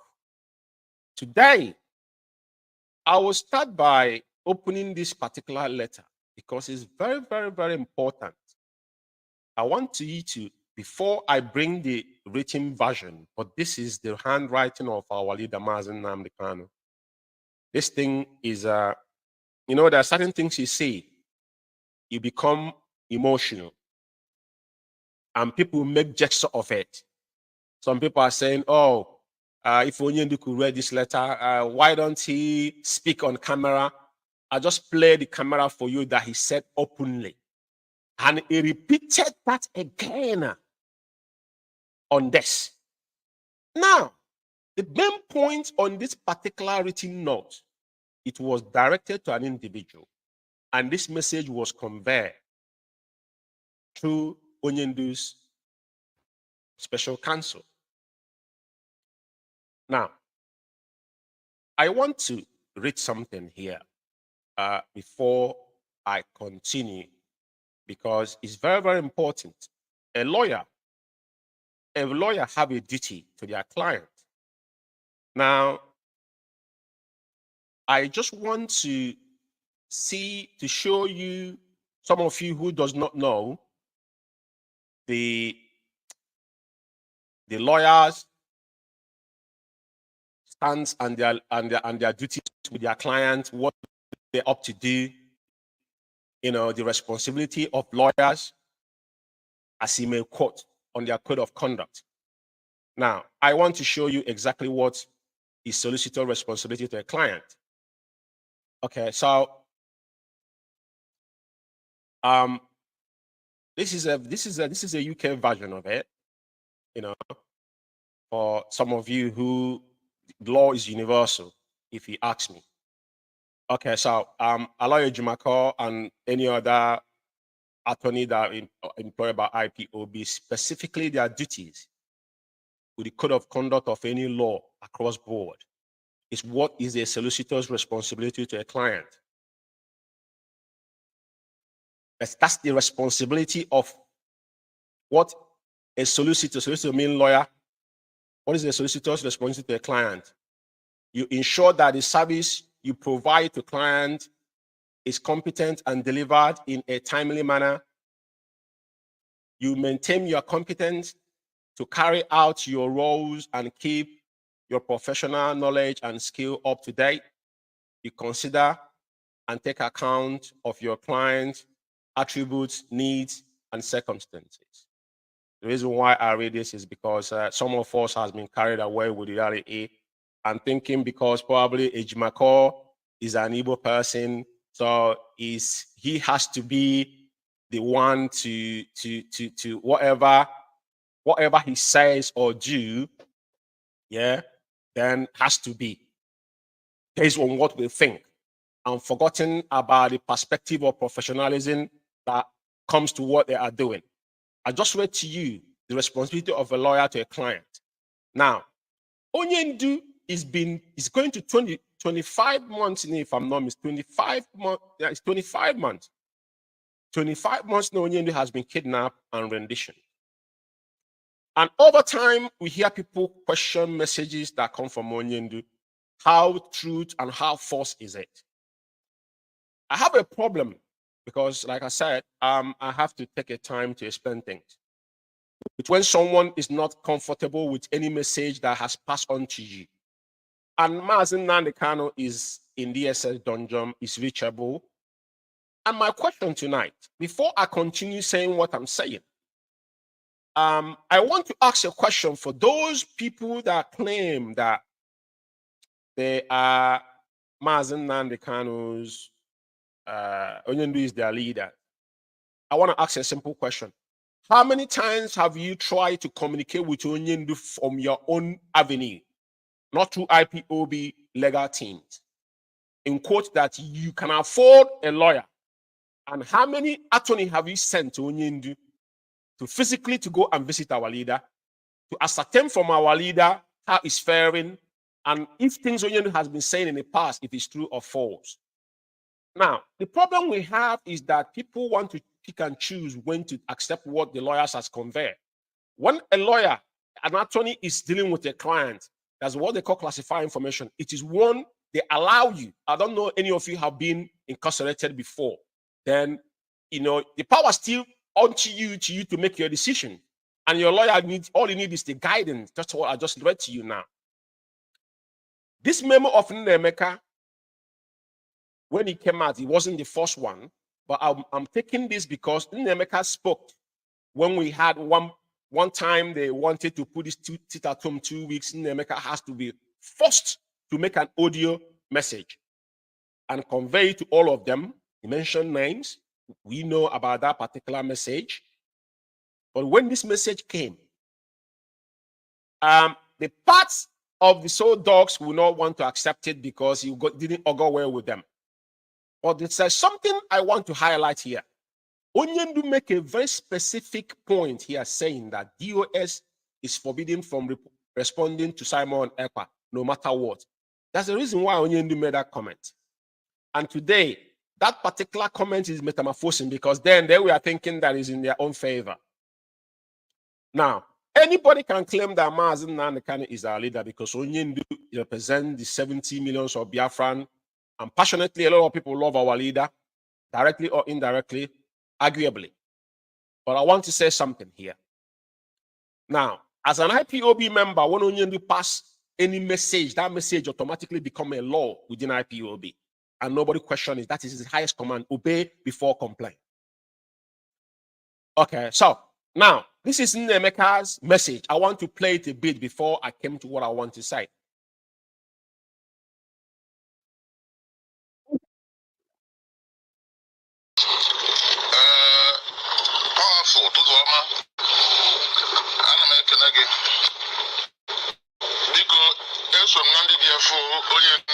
Yesterday,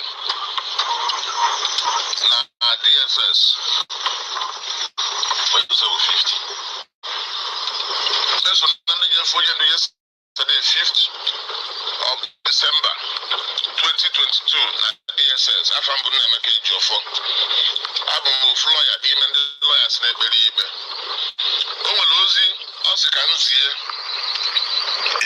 you're powerful. Can see who no way to broadcast ya.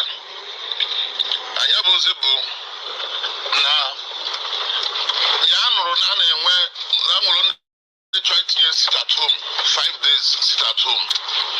From 9th of December 2022 to 14th December 2022, minus on the 13th of December 2022. Where's the move? And they are one actually that sit at home, but they are from the dungeon honor. Nanda Abundi, federal government, and Malami, Kunyelogo, Naka, Hawitia, Obara, and Ibo. When I met at home, Manke was Rime, Manke was Rime. Now, do you know why I'm playing this voice? People jumped on bandwagon of sit at home. IPOB initiated sit at home, which is civil disobedience, since 2016. We started sit at home. And every single sit at home we do have done intervally till Onyendu was extraordinary rendition, has been voluntarily. And we have achieved every aim is successful anytime we call sit at home. So these people talking about sit at home as if sit at home was initiated by them, it wasn't. But it was disobedient of those that ought to know better that brought us where we are today. Chika Paul Edoziem is the originator of whatever is happening in IPOB today. They gave room to whatever has happened because they forgot what they were doing. As like I showed you our structure of chain command, the day you broke it, I don't want to do what I'm talking about people, but the day you broke that chain command, what you are inviting is chaos. And that's exactly where we are at this point in time. Now, this message came from Nemeka Odioli. All of you digested it and accepted it. The one he sent on his written with his letter heading, the so-called Simon Ekpa and his group, because we call it his group, accepted it because he was in their favor. Here is Biafra Radio. I'm not here for any party. What I'm here to do is to talk about what is bothering in IPOB. And I will explain it to the layman perspective. That's why I lay foundation, showing you evidences. Onyendu said I want peace in Biafra land. Before he said this, he have already warned about sit at home in Biafra land. We are doing sit at home, but sit at home we regulate them to suit to our people. Because the last thing we want to do is to turn against those we are trying to save. Because if whoever that is calling for sit at home think he can do it on his own, let him do it on his own and do it without forcing anybody, without adding any criminality. Because whatever is happening today, detrimentally, who is in charge, who caused all this problem is Chika Paul Edoziem. You see, they have sent the attacking dog on social media, attacking Barrister Ejimako for no reason. So now it doesn't suit them because this particular letter now have exposed the both side of the aisle, including Simon Ekpa and his group and Chika Edoziem and his group, because this individual doesn't work for Mazen Nnamdi Kanu. That is fact of life. None of this group represent Onyendu in any shape or form. I'm making it abundantly clear. Chika Paul Edoziem and his group in one side. Simon Ekpa they created. George Ume was the person that was supposed to initiate Simon Ekpa litigation in Europe here. They have the power to do this from the beginning. Because we are whining and dining with Simon Ekpa, they shared our money, 270, what is it? Is it 274, 75,000 or 74,000? 747,000, pardon me. I have done a program concerning this money. 747,000 that was in former Umeri account. Simon Ekpa got his own share on that money. Onyendu said we shouldn't talk about Simon Ekpa. We left Simon Ekpa, but Simon Ekpa have come up with a challenge Mazen Nnamdi Kanu because I will play his voice. And who the heck is Simon Ekpa? Where did he come from? I will tell you one thing you don't know because you live in Finland and you sit in your bedroom and think you can order words. That word will make waves. I will tell both of you, I've said this to Chinas and when I'm saying the same thing to you tonight, I'm advising both of you because you guys are working together. None of you are working on the Mazen Nnamdi Kanu interest. I know a majority of our people are lame and docile. Our people would have no men around. Our species, especially the Igbo Biafrans, are the people that they have used for experiment because they know our heads are not spread. Now, I don't want to digress on what I'm saying, but I need to be specific on what I'm saying tonight. So, only you have made it abundantly clear. We have done sit at home in the past. And what happened in 2015, 16, 17, things happened. There was groups that were doing things that not IPOB member. You don't hear about them. You don't know who they are. Biafra in Exile, this is the fourth group answering that name. It is not the first, and it won't be the last because of scavengers like you. Now, if you challenge Mazin now, kind of open in guys that the message was fake. But AGO4, Ejimako, you're calling fake now was once the man that we are actually, you were, giving accolade to in your own words. Because Ejimako, he can trace his pattern as a lawyer. That's why I read the responsibility of a lawyer to a client on this beginning of this program from the Google. Now, his duty is to deliver any message his client that want to be made public organically without tampering with that particular information. The case is reversed when it comes where AGO4 is. Because AGO4 does not respond even to his colleague. What he will jump upon is about sit at home because they know it's an interest of everybody, and the governor will be calling them, giving them money from the back, which there's the written things you have guys written now, back and forth, and Ejimako have to be forced to put up some charts, which you started first. But now he's struggling to get into governors because that's what you including China. This is what you guys been doing. So who don't know all this? When you're shouting already about, we know all these things. That you guys are looking for attention. But lo and behold, only you have said, and it's not something you argue. The whole world body now knows. Any crime that committed after now, I'm going to explain things. It's not going to be easy. And I would advise you guys, go and study the case study of Liberia and Sierra Leone war. It's the recent, rebel crisis they have in sub-Saharan Africa. And what about the Congo DRC? They were having coup d'etats, and I'm talking about full-blown war. Charles Taylor, before Charles Taylor could, kick out Samedo, Americans recruited him from America. He came down from there, went to Libya, trained as a mercenary, come down to his homeland and fought internally.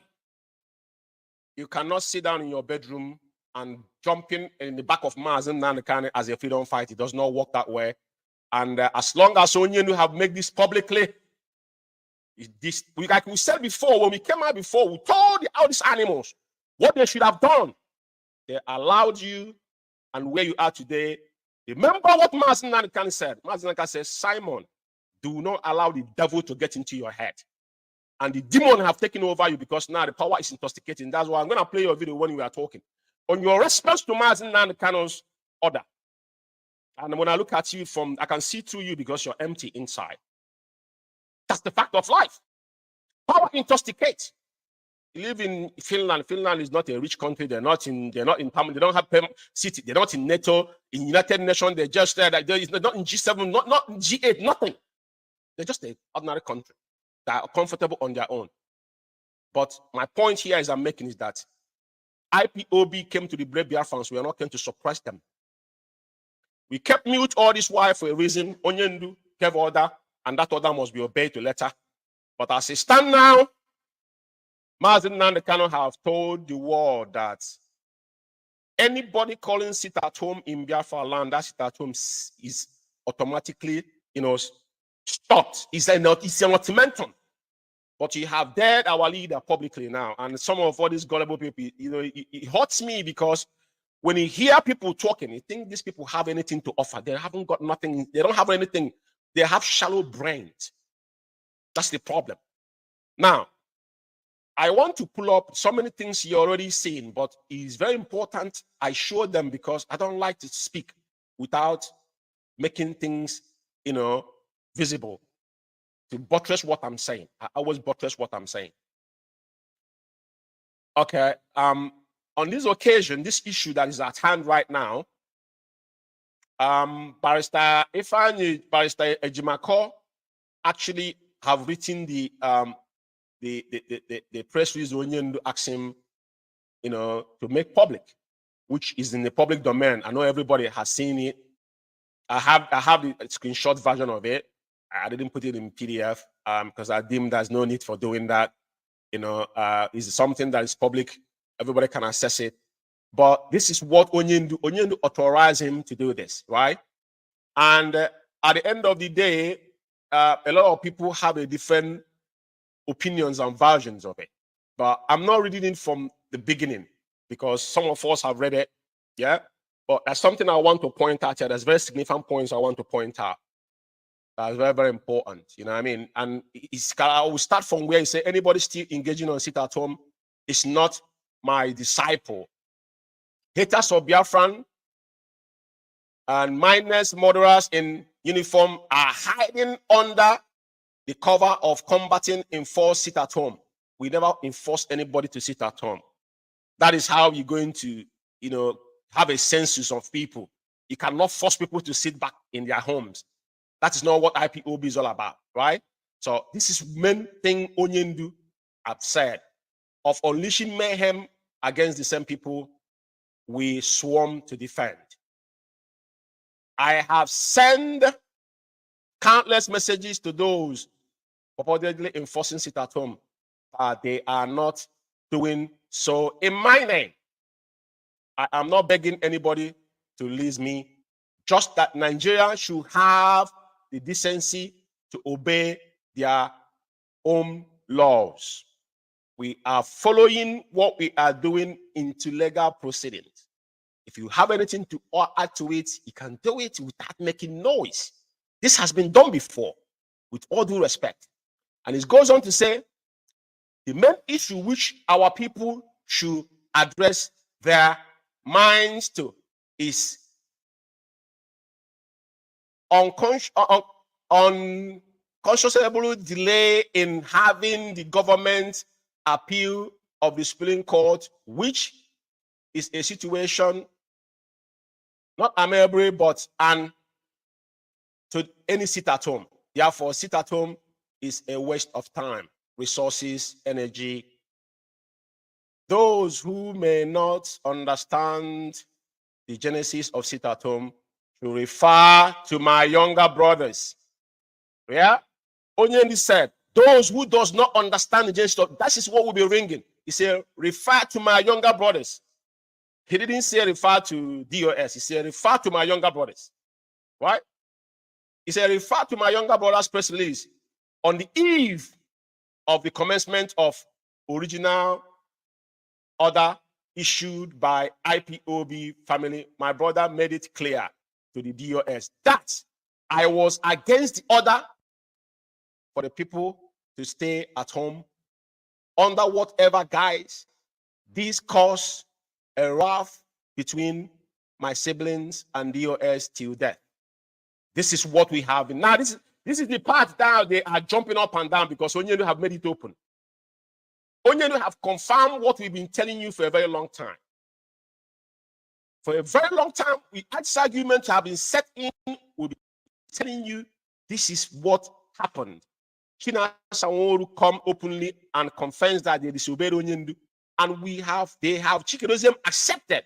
And he goes on to say, anybody, he said, Alloy should use the above contribution to form the main body of the press statement. I want our people to know how this whole sit at home brouhaha started. Had DOS obeyed my direct instructions to cancel the first Monday sit at home, which they deemed ghost town, opportunists, scavengers will not have jumped on the bandwagon to wreak havoc on our people. You, Aloy, must release the press statement tomorrow with the screenshot of the handwritten note I gave you to your unfairly, signed by Mazen Nandekano. You know, I'm very, very, very, very, very, very hot in me because I know our leader. I have opportunity to meet Mazen Nandekano 101. Some of you don't know who Onyendu is. But if you meet Mazen Nandekano 101, you know that God have given us an angel. This is one thing we'll be shouting over. Like for me, let me say something here. This is a Biafra Radio. I, George Ume, speaking from my own perspective. I don't have any issue with the individual. Nobody will call you and say him and George Ume have issue based on personal differences. It is boiled down to the struggle. This particular letter has now clarified whatever doubts or anybody having issues with one another. All this almost 2.5 years. And this is the written letter from Onyendu. Ejimako have to deem it now to bring this evidence out. And he still said that it's not real that Ejimako has falsified this. Now, you have not sent anybody to go and see Onyendu by yourself. If you so much love Mazen Nandekano, how many lawyers have you hired to go and meet Onyendu 101? Since 25 months, Onyendu is in DSS dungeon. All of you has been jumping one in Biafra land now, forcing. Who are you forcing sit at home to? So, are you telling me that you initiate or forcing sit at home and tomorrow you tell people to go and vote for a referendum, they will vote for you? It is impossible. It is common sense. IPOB never force anybody. Just like me, George, you may do what I'm doing. It cannot force me to do what I'm doing because I'm doing it. I volunteer to the broadcast to Biafra Radio. Tomorrow I can say I don't want to do it again. No one's going to force me. It is a volunteer work all of us are doing. But when you initiate to go back in your own home and killing people, he's talking about sit at home, that people are not willing to sit at home. Everybody love our leader. We want our leader to come out. But not now. You guys have now turned it into criminality in Biafra land. We cannot allow that to sell. It is not going to happen. As long as Onyendu have made this publicly, and now you have come to challenge our leader openly, then the game is on. Now, I want to say something here. You see, the problem we have from over time, this is Barrister Ejimako, because I want to come from the basics. The problem we have is double standard. Some people will be ranting because they told you to go and attack Barrister Ejimako. I don't know who Barrister Ejimako is. All I know is that Barrister Ejimako is our leader, special counsel, and IPOB barrister. I have never spoken to him before in my life. Now, this particular message was on 28th of November 2022. When Onyendu instructed that today I had a visitation with Onyendu, and he asked me to make it public that he had asked one of his lawyers to do a memo to Chike Doziem and announced to Obon Abraham as the new interim coordinator for Germany, and that Chike Doziem and the lawyer who did this memo can confirm this. Now, till tomorrow morning, Ejiofor have never come out to talk about this. Just like the memo that Nemeke Ejiofor wrote, he never responded to it. Guess what? Upon all the things that is happening, look at his response on what is happening now. Ejiofor is giving you his he went to visit Onyendu. Now he's giving you press release. Today is Saturday. Onyendu visitations are, I think, Mondays and Thursdays, right? It's Mondays and Thursdays, Onyendu's visitation day, Mondays and Thursdays. That's Onyendu's visitation day. But when this particular incident happened, struck, Ejiofor cannot hold his shame. What he did was, he quickly went to concoct updates.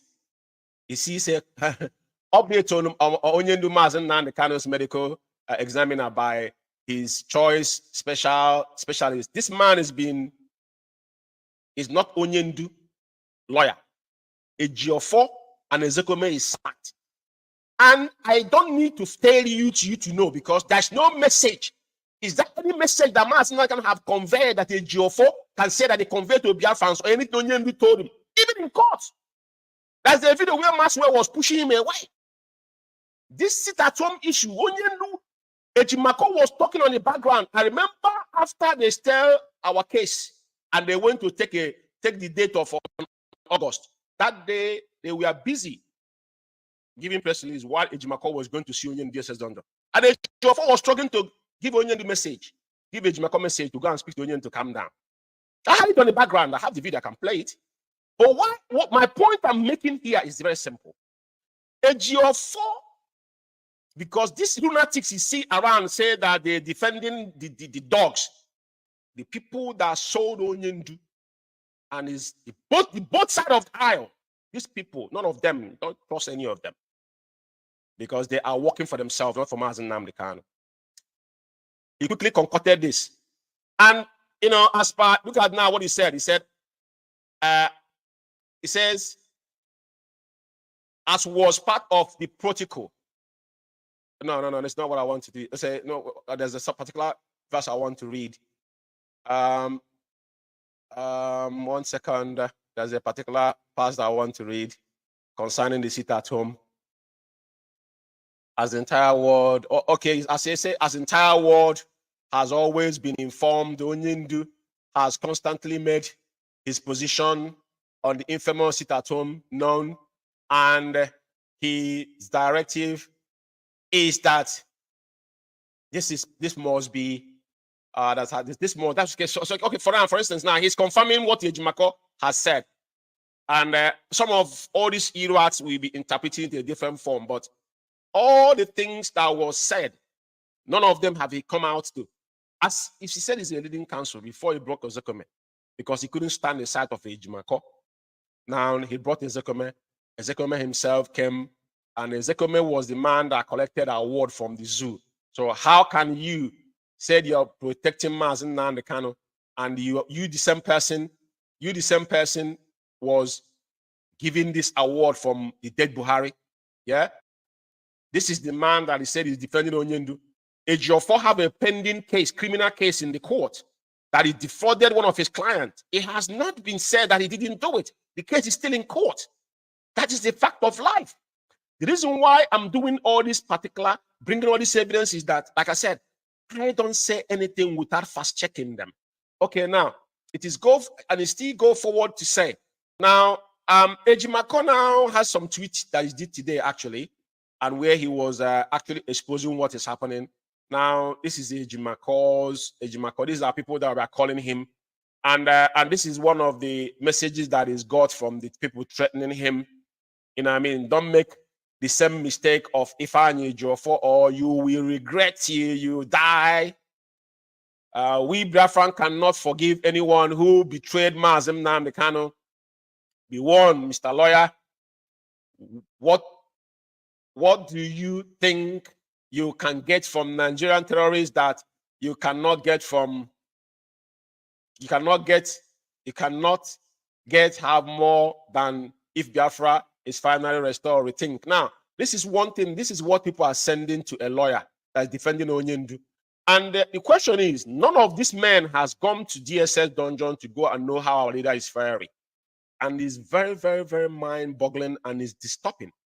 Someone started it by threatening them on Radio Biafra, the former dead radio that is already on Abyss, threatening the lawyers and Onyendu siblings and anybody that are going to. But they have not sent anybody. Ejiofor, over time, even if he go to see Onyendu, force himself in DSS dungeon, I categorically tell that our leader doesn't have time for Ejiofor.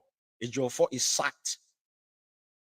He has to make himself, just like as now, Simon is forcing, because Simon, on his infinite mind, knows with his any day and going forward. That's one thing he must take home. Do not mention Mazen Nnamdi Kanu. I'm going to play a video where he say he have a 5-point agenda.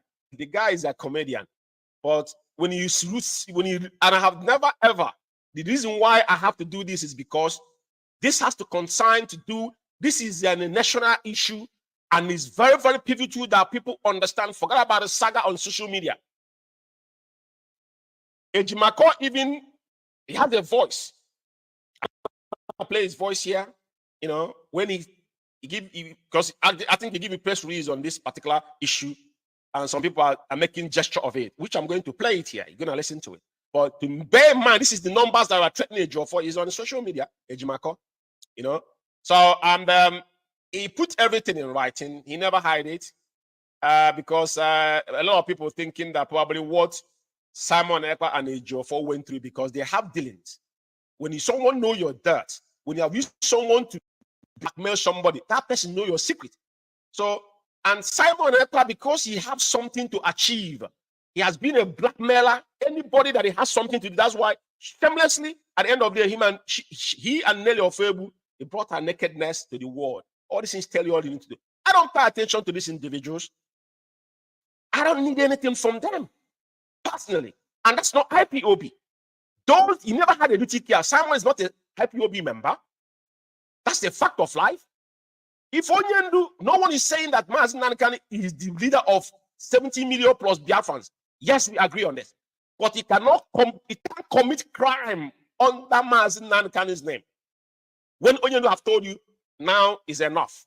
Suspend whatever you're doing. Listen. Even our leader have a listening ear. You have to listen to the leaders.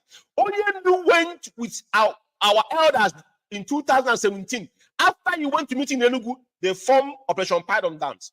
You are in Finland, you have not stepped your foot in Biafra land for I don't know how many years. How do you think you're going to lead people from abroad? It doesn't work that way, bro. Go and study about those that have been into armed struggle. And Biafra land, we don't want small armed struggle in Biafra land. That's not what we want. You can sit down and call MG. And, bro, even if you have anti-aircraft, you're talking about aircraft, not missile. I don't know where you get all these notions from. And some idiot will think what you're saying is practical. Even if Russia wants to support you, there's a limit you could go. Because the way you speak, no country will take you serious. No country will take you serious. Martin Man can have a lot of things up his sleeve. He said, I have 3 plans, those close no one. I know my deputy know 2, I know that I will implement it. All you do is in DSS dungeon, watching what is, he just turned out that movie and sat down in DSS and watched all of you people. I don't have specific issue with you because from day one, I made it open. My issue with you, stop calling IPOB. You guys have emerged with your so-called Biafra in exile, which is the fourth have initiated that name. Now, do yourself a favor. Do not include Mazen Nankani in your agenda of one of the things you're calling sit at home. If you want to call it sit at home, call it as a man and don't force it on people. When you force it at home, it becomes a criminal offense. Just like what Mba did in Enugu State. All of you are accomplices. If not obvious that you people are the people who are killing Biafrans in their own homeland, it's not acceptable. We are not going to let this happen any longer. We want our leader to be released. 2017, we have so many groups that emerge. Nobody knows who they are. They were doing what they were doing. And sometimes people submit out because you have to listen to people. You have to listen. If you don't listen to Mazen Nankani, who are you? Who are you going to listen to them? You're going to go down. Trust me. Mark my words somewhere. It's just a matter of time. But you must, one thing legally, mention Mazen Nankani, the whole world now know. Every single United Nations, everybody is aware of this now. This is official. This not, it might be ranting in your room and talking rubbish, wearing helmets. It's not what you're talking about. Reality is that on the ground. Mazen Nankani is in 20. I don't think you can spend you can spend 30 days in DSS dungeon. I don't think you can survive it. I don't think you can survive it. I, George, you don't think you can survive it. 30 days in DSS dungeon. If you've got the boss, book ticket tomorrow and go home. Onyendu did it in 2015. So before you start issuing orders and all that nonsense, you need to tell me where you got your boss from. And when you publicly disobey Mazen Nankani, there are a lot of hells will lose on you. Maybe you think you have arrived. Go and ask those that come before you where have they started and where they end up.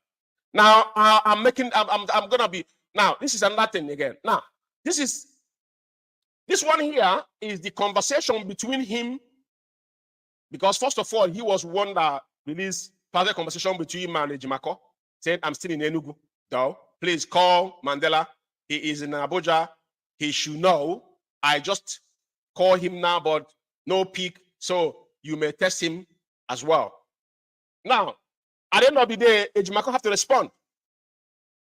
Because go and check Simon Ekpa issue with a Jofo. How many times did Jofo respond to him? Because Jofo know that whatever he was saying, probably 90% of them was truth. But Ejimako has kept his distance.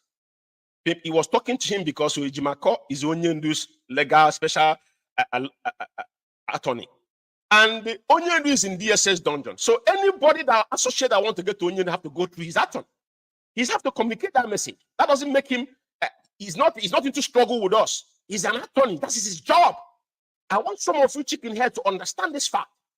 Ejimako is doing his work on that code of conduct as a lawyer to protect his client.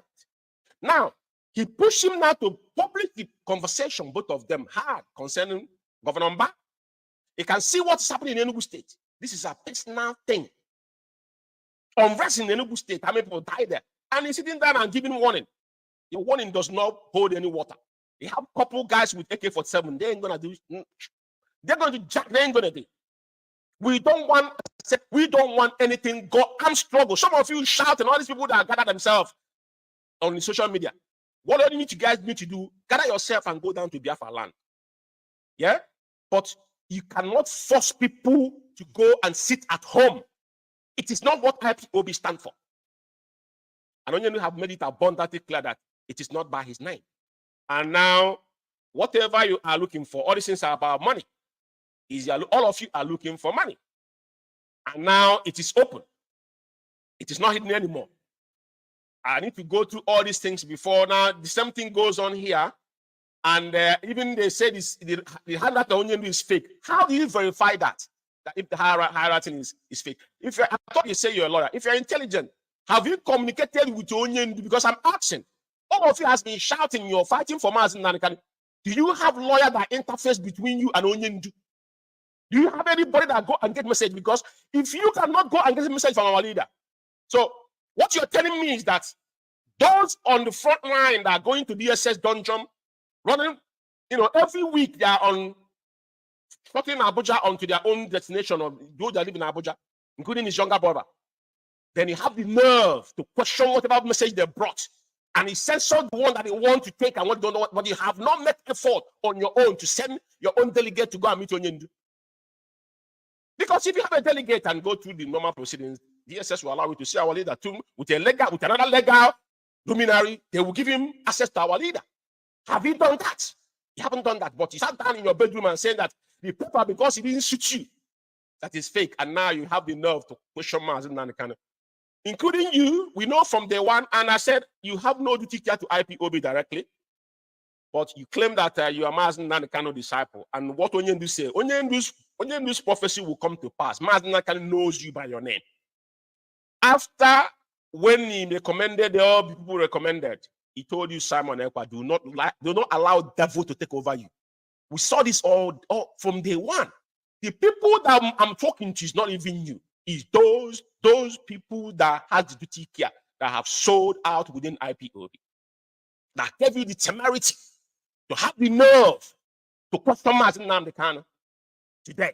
And some of, because your average Igbo man is docile to anything I'm looking for. And it's playing out now. Now, I want to take this out from here. Then, Ejimako, I want to play Ejimako's voice because I see a lot of people making gesture of their own selves. So it is very important that I play that voice for a reason. I want to play that voice for a reason, and I'm going to cover it up.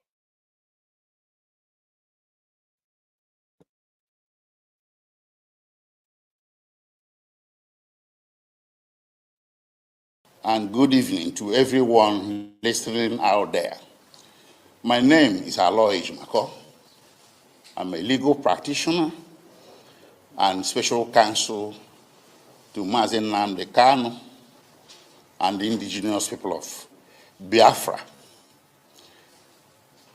which are the subject matters of this press briefing and public announcement today in Enugu State, Eastern Nigeria.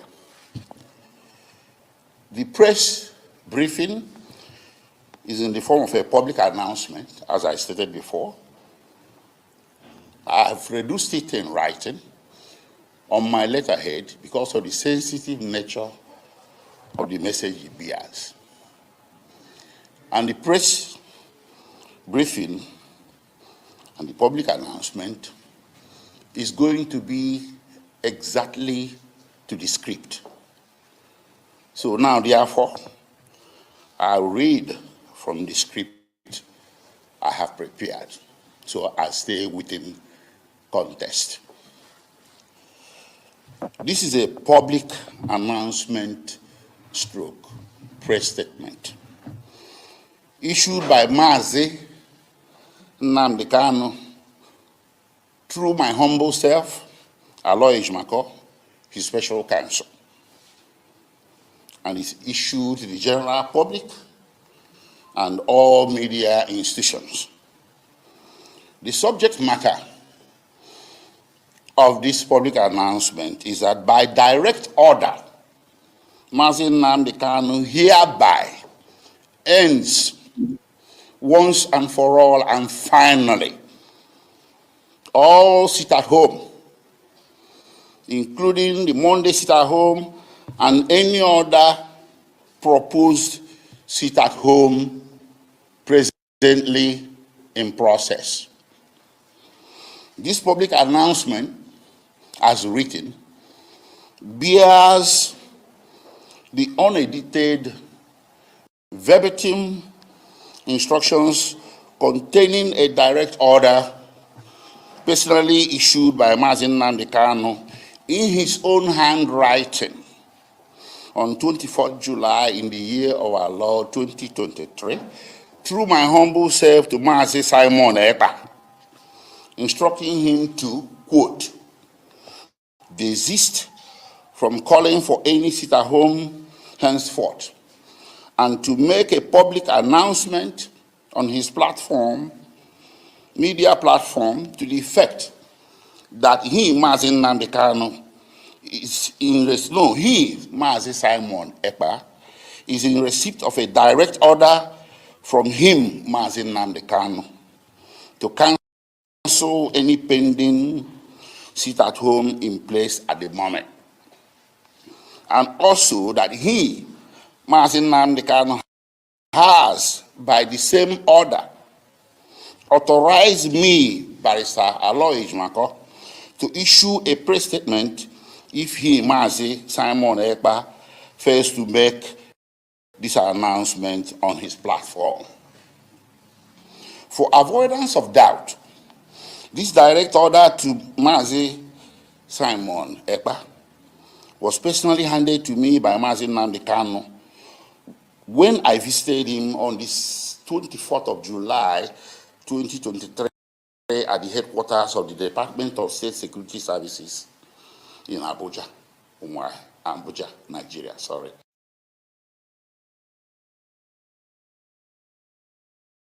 Now, some people were making gesture of this Barrister Ejimako's slip of tongue. And you step to sit down and think about how delusional individual could be.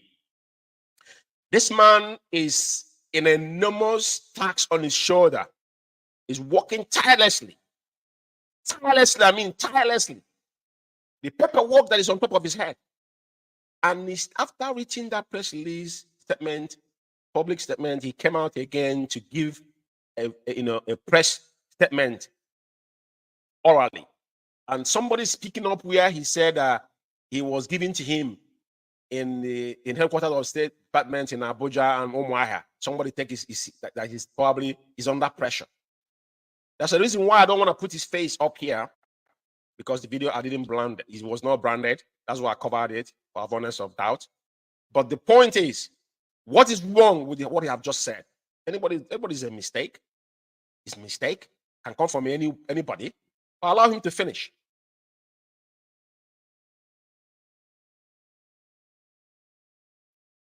DSS. Later that day, I tried to contact Mazi Simon Ekpa via his WhatsApp number, but could not reach him until 1:44 a.m. the following day, on the 25th of July, whereupon I snapped the direct order as written and sent to him on WhatsApp. He thereafter acknowledged receipt, and we spoke briefly on it and exchanged a couple of text messages thereof.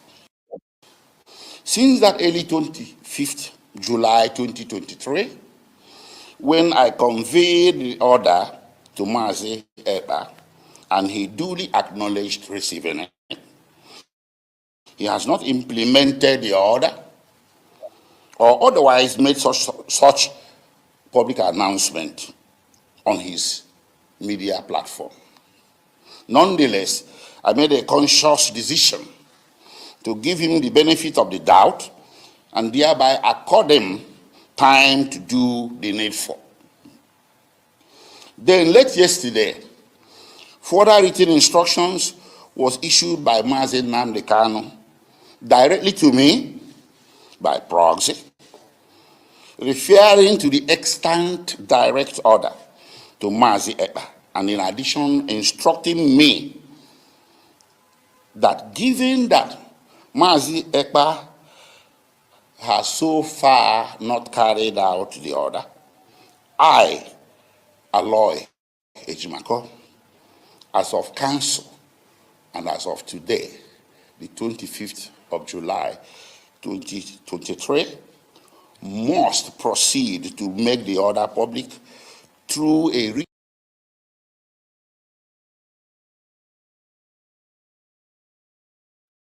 now, this is very, very important for some people to realize Ejimako have just done his job as Onyendu's attorney. That is his job that he have just delivered organically the way he came. It was this message was communicated to Simon Ekpa on the 24th. Today is 29. This thing, after 4 days, he did nothing. And he's pretending that nothing happened. Now it is going to go into blackmailing. This is not about blackmailing. You're digging your own grave. That's all the advice I will give you. Those that are pushing you, they're not going to be there when all this whole thing is going to happen. We need to understand that when you want to, there's a one parable that our people normally say that if a child, before you were born, something happened to your father and you start asking what killed your father, that thing that killed your father might kill you. If you think you're so strong and smart enough, Madam Mazi Nnamdi Kanu, I don't know where you're getting that strength from. But as for my Onyendu have made this order, don't mention Mazi Nnamdi Kanu. I will play your video for a reason, because it's very your response to Onyendu, because a direct response to our leader. Your old Facebook account that he did all your things he did, he deleted it from the Facebook cloud, so nobody can know what he done in the past. He started again. These videos will keep them. Your direct response to Mazi Nnamdi Kanu, because a time will come, but the world already know. Just for your information. Now, the same Ejimako, this is your word, Ejimako, about Ejimako Simon Ekpa. Because now you pick and choose. And if everybody's screaming, including I'm a Bruce fan, what are you then? And what efforts have you making? Are you killing people in Biafra land? What effort legally are you making to achieve Biafra? I think anybody want to do will lose Kenneth. Like I said to you, go and study about Liberia and say, I will reiterate this all over time. I know why I'm making that reference to all of you. Charles Taylor is in this country, is one of the prison here, cooling off in this country, in UK here. Charles Taylor is in one of the prison, cooling off here in UK. From head, when you're fighting a just cause, not when you go against your people, because they went against their people. Splitting women's belly, docking up women. What happened is cutting people's hands in Sierra Leone. I said, go and study Sierra Leone and Liberia. What happened there? It's an eyesore. This is what we want to bring in our land. And they think you can sit in Finland and you're going to walk away with it. Not on this 21st century. Mazin Nandekan did not ask you to go on rampage on small arms. It is a small arm struggle. We don't want that. We don't want it in our land. No, don't want that. ESN, Onyendu won. That's why China Sanwo, when China Sanwo was making assertions about this guy, this faceless, I don't know who this guy is. Onyendu said, any day you see ESN on the street of Biafra, on our township, that these people are not ESN. ESN have no business in our township. Their jobs in the bush. But these people started to use ESN to go after people. They started the killing first before you pick up from where they stop. Because all of you were in it together. Now, Onyendu, the same way Chike Doziem disobeyed Onyendu, you have joined the bandwagon and now you're doing the same thing. It is very obvious. This is one of Onyendu's prophecy. Do not allow the Satan to take over you. Today have proven it. And now, Lawyer Jimako, so far as I judge, you may live as a human being. I don't need anybody to convince me. Legally, Lawyer Jimako is standing on his profession and his job that he's been employed to do. He has fulfilled his duty as a lawyer to his client. Deliver the message to you in private. But you are busy chasing him back because you want money.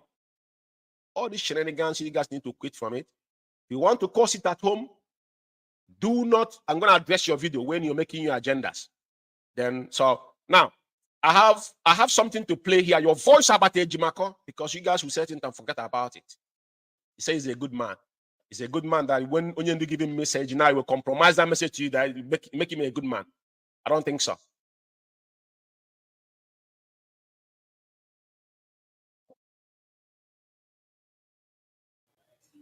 The people that have distinguished themselves, and we have seen things happening. Ejiofor made me to believe that Aloy Ejimako is a very bad person who don't know his left from the right. Today, Aloy Ejimako walk, speak for him.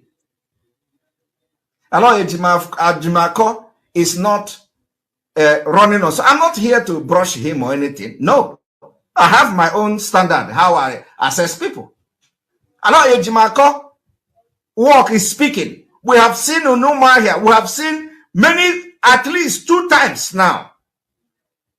Ejimafo could not even use the work of Aloy Ejimako as an evidence. Nobody know what Ejiofor. I know. I'm not going to deep there, but this is just your voice. Because we need to, say things and prove it as well. Ejimako has been consistency. That's what they call consistency. He has stand on that part of his code of conduct that guides his own field, what he represent as an attorney. He abide on that code of conduct, regardless that is part of us. Don't see him as one of your. Ejimako is not IPOB member. He's an attorney. This is one thing people don't separate. And this is where Ejiofor fell woefully. Because Ejiofor refused to stick with his code of conduct of his law, his job. He's interfering with IPOB internal affairs. That is where he failed woefully. Ejiofor cannot, even to file the case, the Onyendu house was invaded in 14th of September. Ejiofor could not establish it in International Court. Is he going back and forth? Onyendu has been granted medical practitioners. Everybody knows it. You and Osekome are playing game. We know all this, but both of you are sacked. This message is not from you. You guys holding press release. Onyendu never handed you notes because he never come out to say what Onyendu. He never deliver any message that Maazan asked you to deliver. He started from Simon Ekpa when they told him to give him slot. He's going to tell him, to take over the Biafra. All these things, he started it. Now, I want to play a video that I saw before I start this program, but I have no reason why to bring it up because this is Biafra Radio, and this is the voice of the voiceless and the truth and nothing but the truth. This is the only radio that represents Mazen Nankan as a stand. As you can see, the both eyes are against Onyendu's release. Not for interest of Mazen Nankan. I don't care what anybody's saying, but whatever you do going forward, it is on your head. Not for Onyendu. One thing in life is that you say you are a lawyer, you live in Finland, I live in UK. The way this country is tried is that when there's an incident, before, even if you study in your studies, you have to do your case studies in what have happened before. That's what they go back on. So we that were IPOB member 2015, 16, 17, that we are there, we can lecture you on things that has happened in IPOB. We handle things.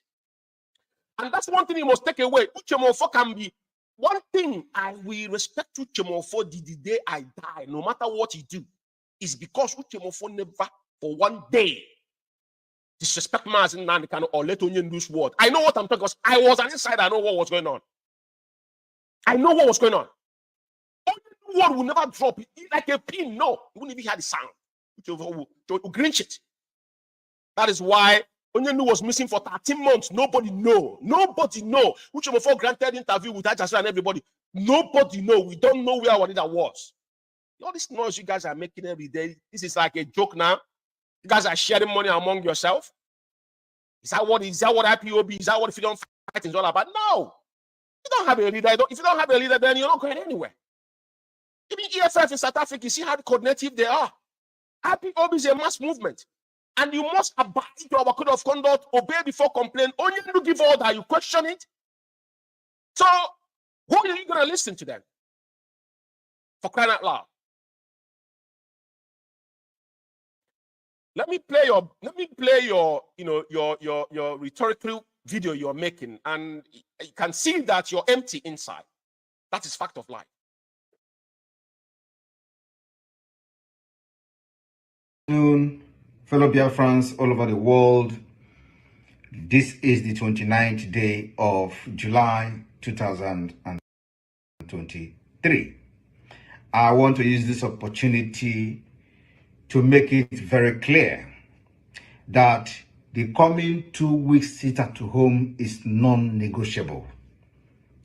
And in case, for those who have collected money and started flying fake letter from Mazen Nankan, I want to make it very clear to them. Now, the point is that this is the gullibility of our vegetable. Now, I'm going to say that our people are lame and docile.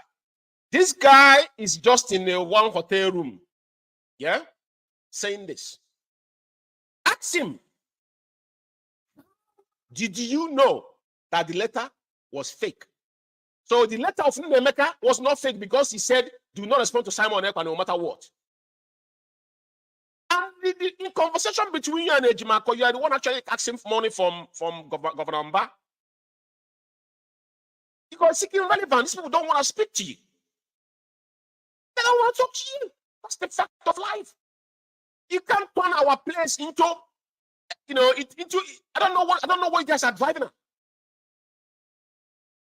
You can't sit in Finland and sending people to be going and be killing people that did nothing to them. Allow people to make their own decision. All of us want Onyendu out. The sit at home was never meant to be called. Onyendu said it. It was Chike Doziem which have accepted that responsibility. But now that Onyendu have said, instructed and give you a standard order, and he defile our leaders' words, vultures, we visit you.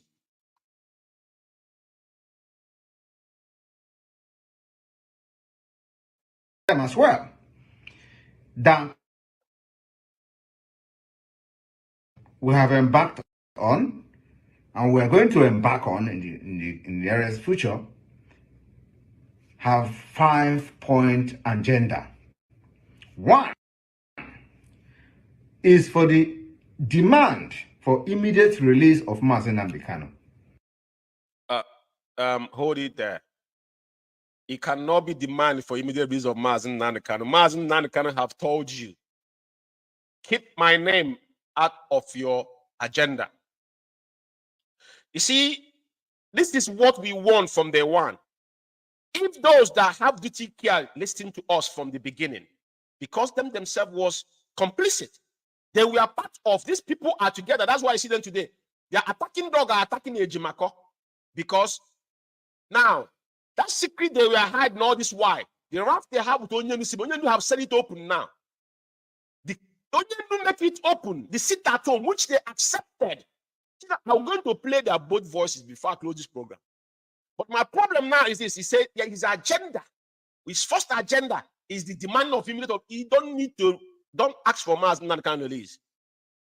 Onyendu, you don't have any position in IPOB to do that to start with. That's number one. If you want to ask for Mazen Nandekano, ask it under your Biafra in exile name. Don't mention Mazen Nandekano. Now, fight to get Biafra. If you sit at home, you want to get Biafra with, kill the people you want to restore Biafra with, then go ahead. But do not mention Mazen Nandekano. Like I said, your agenda it doesn't exist. For opening your mouth to mention Mazen Nandekano already, that means your agenda has got no stand. Onyendu have told you openly with that's a legal document. The zoo can come after you if they want tomorrow because now it's legally.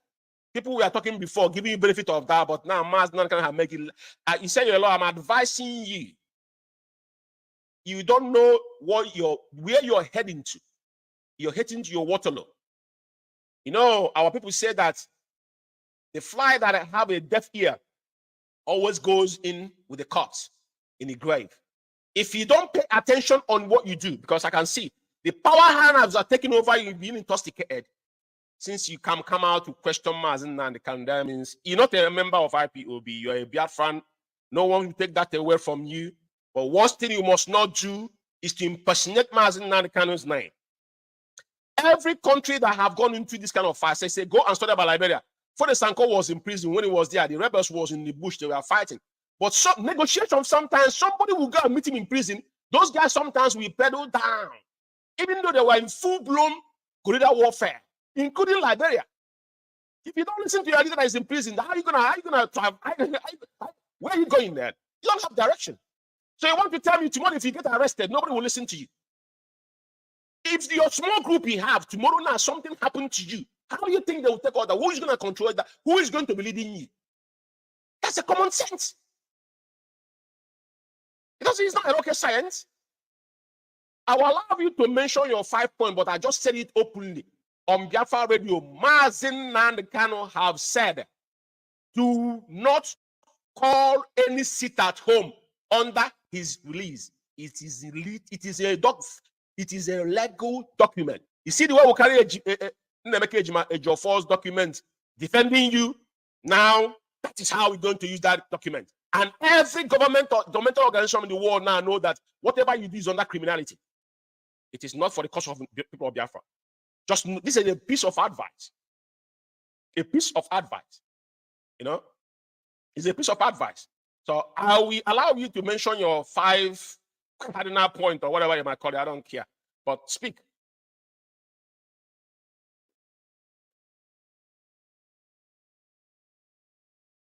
Opportunity to make it very clear that the coming 2 weeks sit at home is non-negotiable.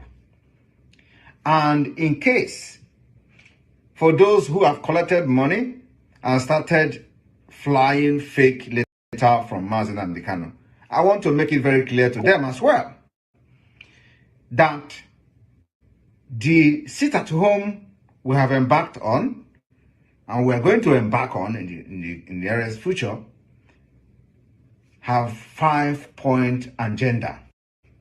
1 is for the demand for immediate release of Mazen Nandekano from DSS dungeon. 2 is in preparation for the Biafra self-referendum. We want to prepare the mind of Biafra people. I need to speak because I don't know where this guy is getting all this from. I don't know, maybe he's under some influence. But you're preparing for referendum, in quote, and you are now using force on people. How do you think that referendum will turn out? That's why I want to go through your 5-point agenda you said you have. Number one was mass, none and void. Now, second one is that you're preparing the people's mind with speaking to them or with killing them. Which one are you doing? Very, very important. This is your 5-point agenda, and it's laughable. But I will allow you. Continue. To prepare themselves for the self-referendum of Biafra, which is coming very soon. And to that effect, we are going to have the Biafra self-referendum first ever convention 2023 in Finland in October. 3, to make sure that we further notify the world about the readiness of the Biafra people to take their own freedom and their future into their own hand. So by sitting at home, you create the awareness. By sitting... Yeah, we've done this. These are things we've done in the past. We have crossed the Rubicon. Oyendi said it. We have done all of this. All this exercise proving to the world. We have done it. IPOB have accomplished. You have ticked off this mark. All this is your mention now. We have ticked it with ease without killing anybody. We were dying to prove to the world that we are harmless. I want to remind you, it's not that IPOB cannot retaliate, but we have proved to the world that we are peaceful people. So all these things you're talking now, it can do this agenda on your head. But the people, you cannot oppose to people, because when you oppose it, people will revolt against it. And that's what's happening right now. People might be willful to sit at home. Fair enough. But your leader have said, stop. If you have a sense of humor, what you will do, listen, if you're pure. But if you're not pure, Onyendu's prophecy have just, another one have just now fulfilled. But like I said, there's no way anybody's going to vote based on you using arms against your own people. Take it to bank. Very important.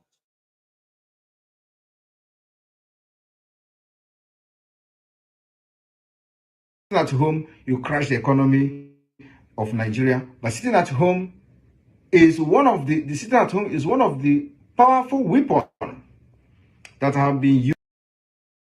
Yeah, these things you're talking, you don't even know. The way you're talking, your voice and your body language and expression tells me that you don't have a clue. Listen, we understand what all this does. Collectively, you're sectioning to your own people. Yeah, we have to bear that burden. I agree. But our leader have said, stop. The argument there is that before you issue press release, have you made effort to communicate with Onyendu?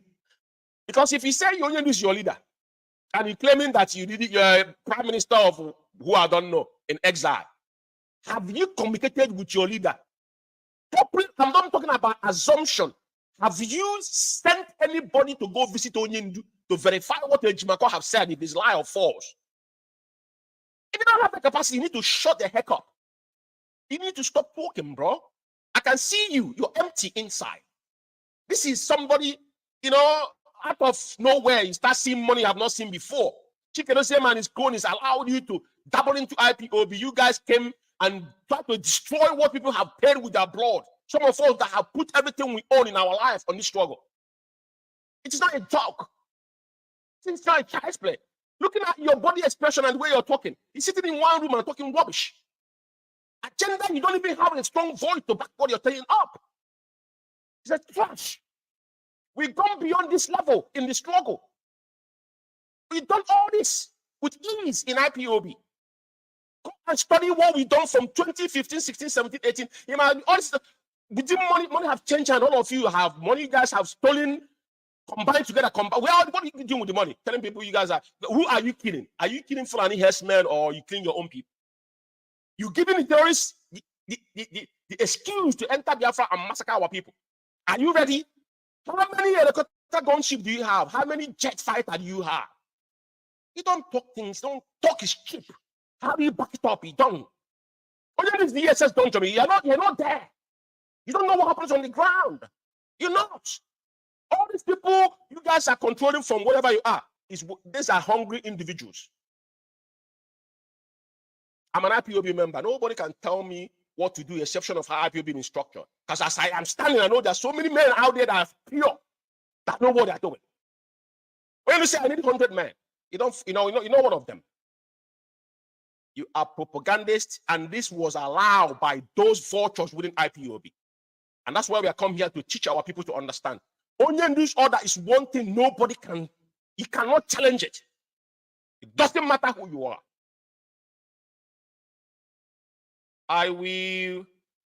This program actually is on his peak, but let's hear these two agendas and then I'll let him go.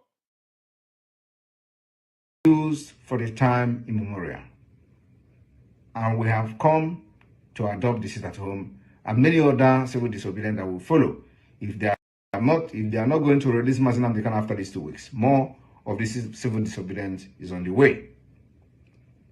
4, to demonstrate that the Biafra Republic government in exile is in charge and continue to enjoy 9. So Biafra government in exile is in charge by killing your own people. Is that how you want to prove that you're in charge? I don't know how that is going to happen. But like I said, the majority always carries the vote. And I know there's a lot of emotions out there. A lot of people might thinking, oh, what you're saying is right. A lot of doubt because our people doesn't think. That is why the people who call Alamaju will continue to rule us, because they believe in one voice. They believe leaders. They listen to them. They don't jump out. That is where people like us stand. We had a voice, we joined. I was not convinced by any man or woman. So what you're saying now is based on your personal emotion. You were never IPOB member. You don't understand how be claiming that you will not this. All this is a fallacy. Bro, you know, you have had your moment. But I can guarantee you, within yourself, whatever you are right now, you know in your mind, and you know what is coming. You know what is coming. You cannot hang it under Mazi Nnamdi Kanu anymore to commit crime and get away with it. Some people are talking, mentioning your name based because Onyendu have not spoken. But Mazi Nnamdi Kanu what? Because he can't be in his position. It's not possible. Like I said, I'm here to give advice in both sides. Chikedoziem in his group as well is the same part you are. They started it. I have been saying it from day one. Now, you have to now prove yourself that whatever you've been saying about our leader is true. But even though you have done this video, go into sober reflection. Because whatever you do going forward will definitely haunt your generation. Mark my words somewhere. This is not a joke. It is not a joke. So, all the things you're saying here, me looking at you is very childish. He hasn't got any strong voice. There's no plan. Yeah. All this is just like, you know, it's a gimmick. You're talking about, you have 1 or 2 men. That's what we say. Abanzonia. I'm not trying to, I remember when Abanzonia declared that 2018, when they hoisted that flag, that was a massive mistake with Catalonia. They did it the same day. What happened at the end of the day? They're fighting. Yeah, they want to go into armed struggle. Fair enough. But we don't want to. We've been there before. They voted referendum to enjoy the Republic of Cameroon in 50-something, before the war, before 1960, before the independence, after the independence. Now, we tested it before, so we know exactly how it is. So now they want to choose that path. But they started with IPOB pattern until they deviate. And look where they are today. He don't embark on journey that he didn't plan well. And that is not the position we want to put ourselves, because we want the world to understand that Biafrans are very learned people and we are peaceful. That is the purpose. Mazi Nnamdi Kanu has been kidnapped, rendition. Yes. I believe that we must do something. But when our leader says, stop, all you need to do, hearken to his word, obey him, go back to drawing board and find a solution to it. But when you come out like this, looking at you talking, anybody psychologically look at you know that you're empty inside. You don't even know what you're saying. I'll end this video here because it makes no sense to me to continue allow you to talk. You have only one agenda, but like I said, the only thing you mention is Mazi Nnamdi Kanu release. Mazen Nankana have told you, do not do anything under my name. Now, I want to play one video on the crisis going on in Biafra land, and it's unacceptable. Based on the conversation and how you were eager to speak to Mba, you have your own personal vendetta as well. Let this play. Going on in Enugu State, Oboeteme Market. The governor of Enugu State is selling people shop because they didn't come out on Monday to come and open their shop. You now see it everywhere. Massive protest is going on. Life in Enugu, Oboeteme Market. Said, is it by force to ask people to come out and open their shop? I'm asking, Governor of Enugu State, is it by force for you to ask people to come and open their shop? Well, exactly the same way this our brother is asking, is it by force, which Governor Mba has got no right. These are our people are traders. Entrepreneurs are people that are responsible for themselves. They pay their taxes. They're responsible whatever they do on day to day. So no one has the right, and no one has the right as well to force people to sit at home. It's in both ways. What is happening in Enugu State today, Simon Ekpa and his group and Chike Doziem, all of these people are liable to the problem we have in Biafra land. Sit at home, Onyendu says suspend it before they call it.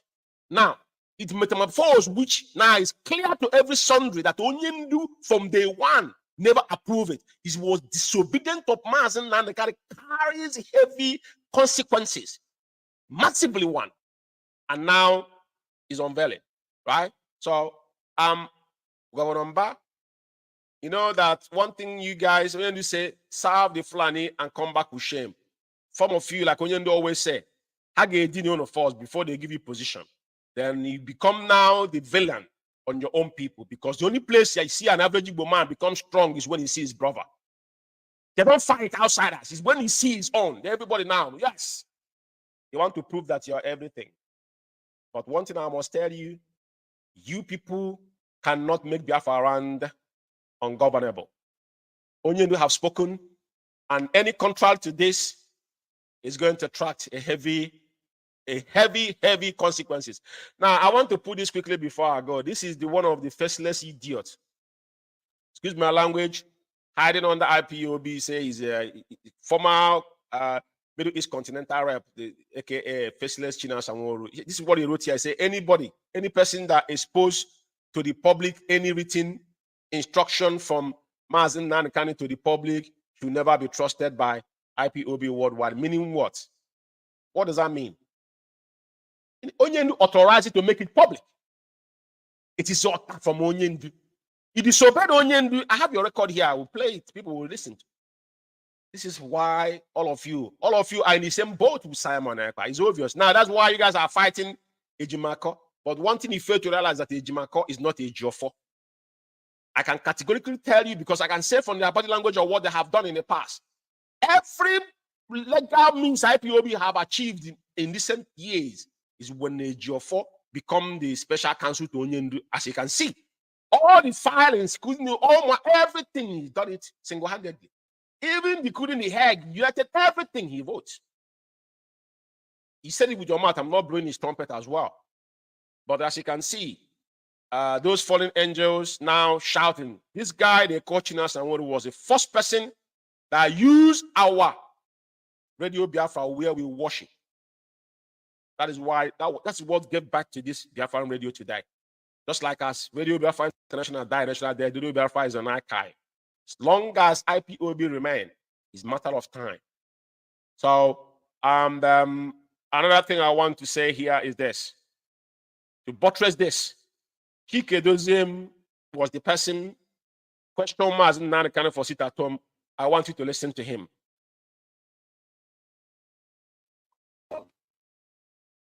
And I asked our people, those that I had discussion, I said, but what is the reason? They don't even give any reason why we should suspend it. And they said he didn't give a reason. And I asked them, But you tell me, what reason would I give Biafrans why I am suspending this sit at home when our demands has not been met? That was my question. I asked those both in DOS and those who were not in DOS that I had the opportunity to speak with. They were there the news. I asked them, what will be the reason I have to give? And so, with that, sorry, I think I'm trying to mix a little thing here, but the lawyers have not come back to us now. Now, this is before the night, the first day of it. So, when I was asking them, what is the reason they want us to suspend this thing?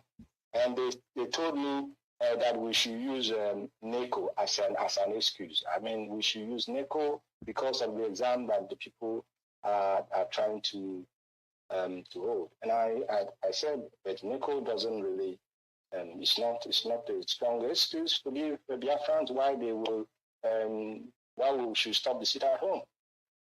And I will be very, very frank.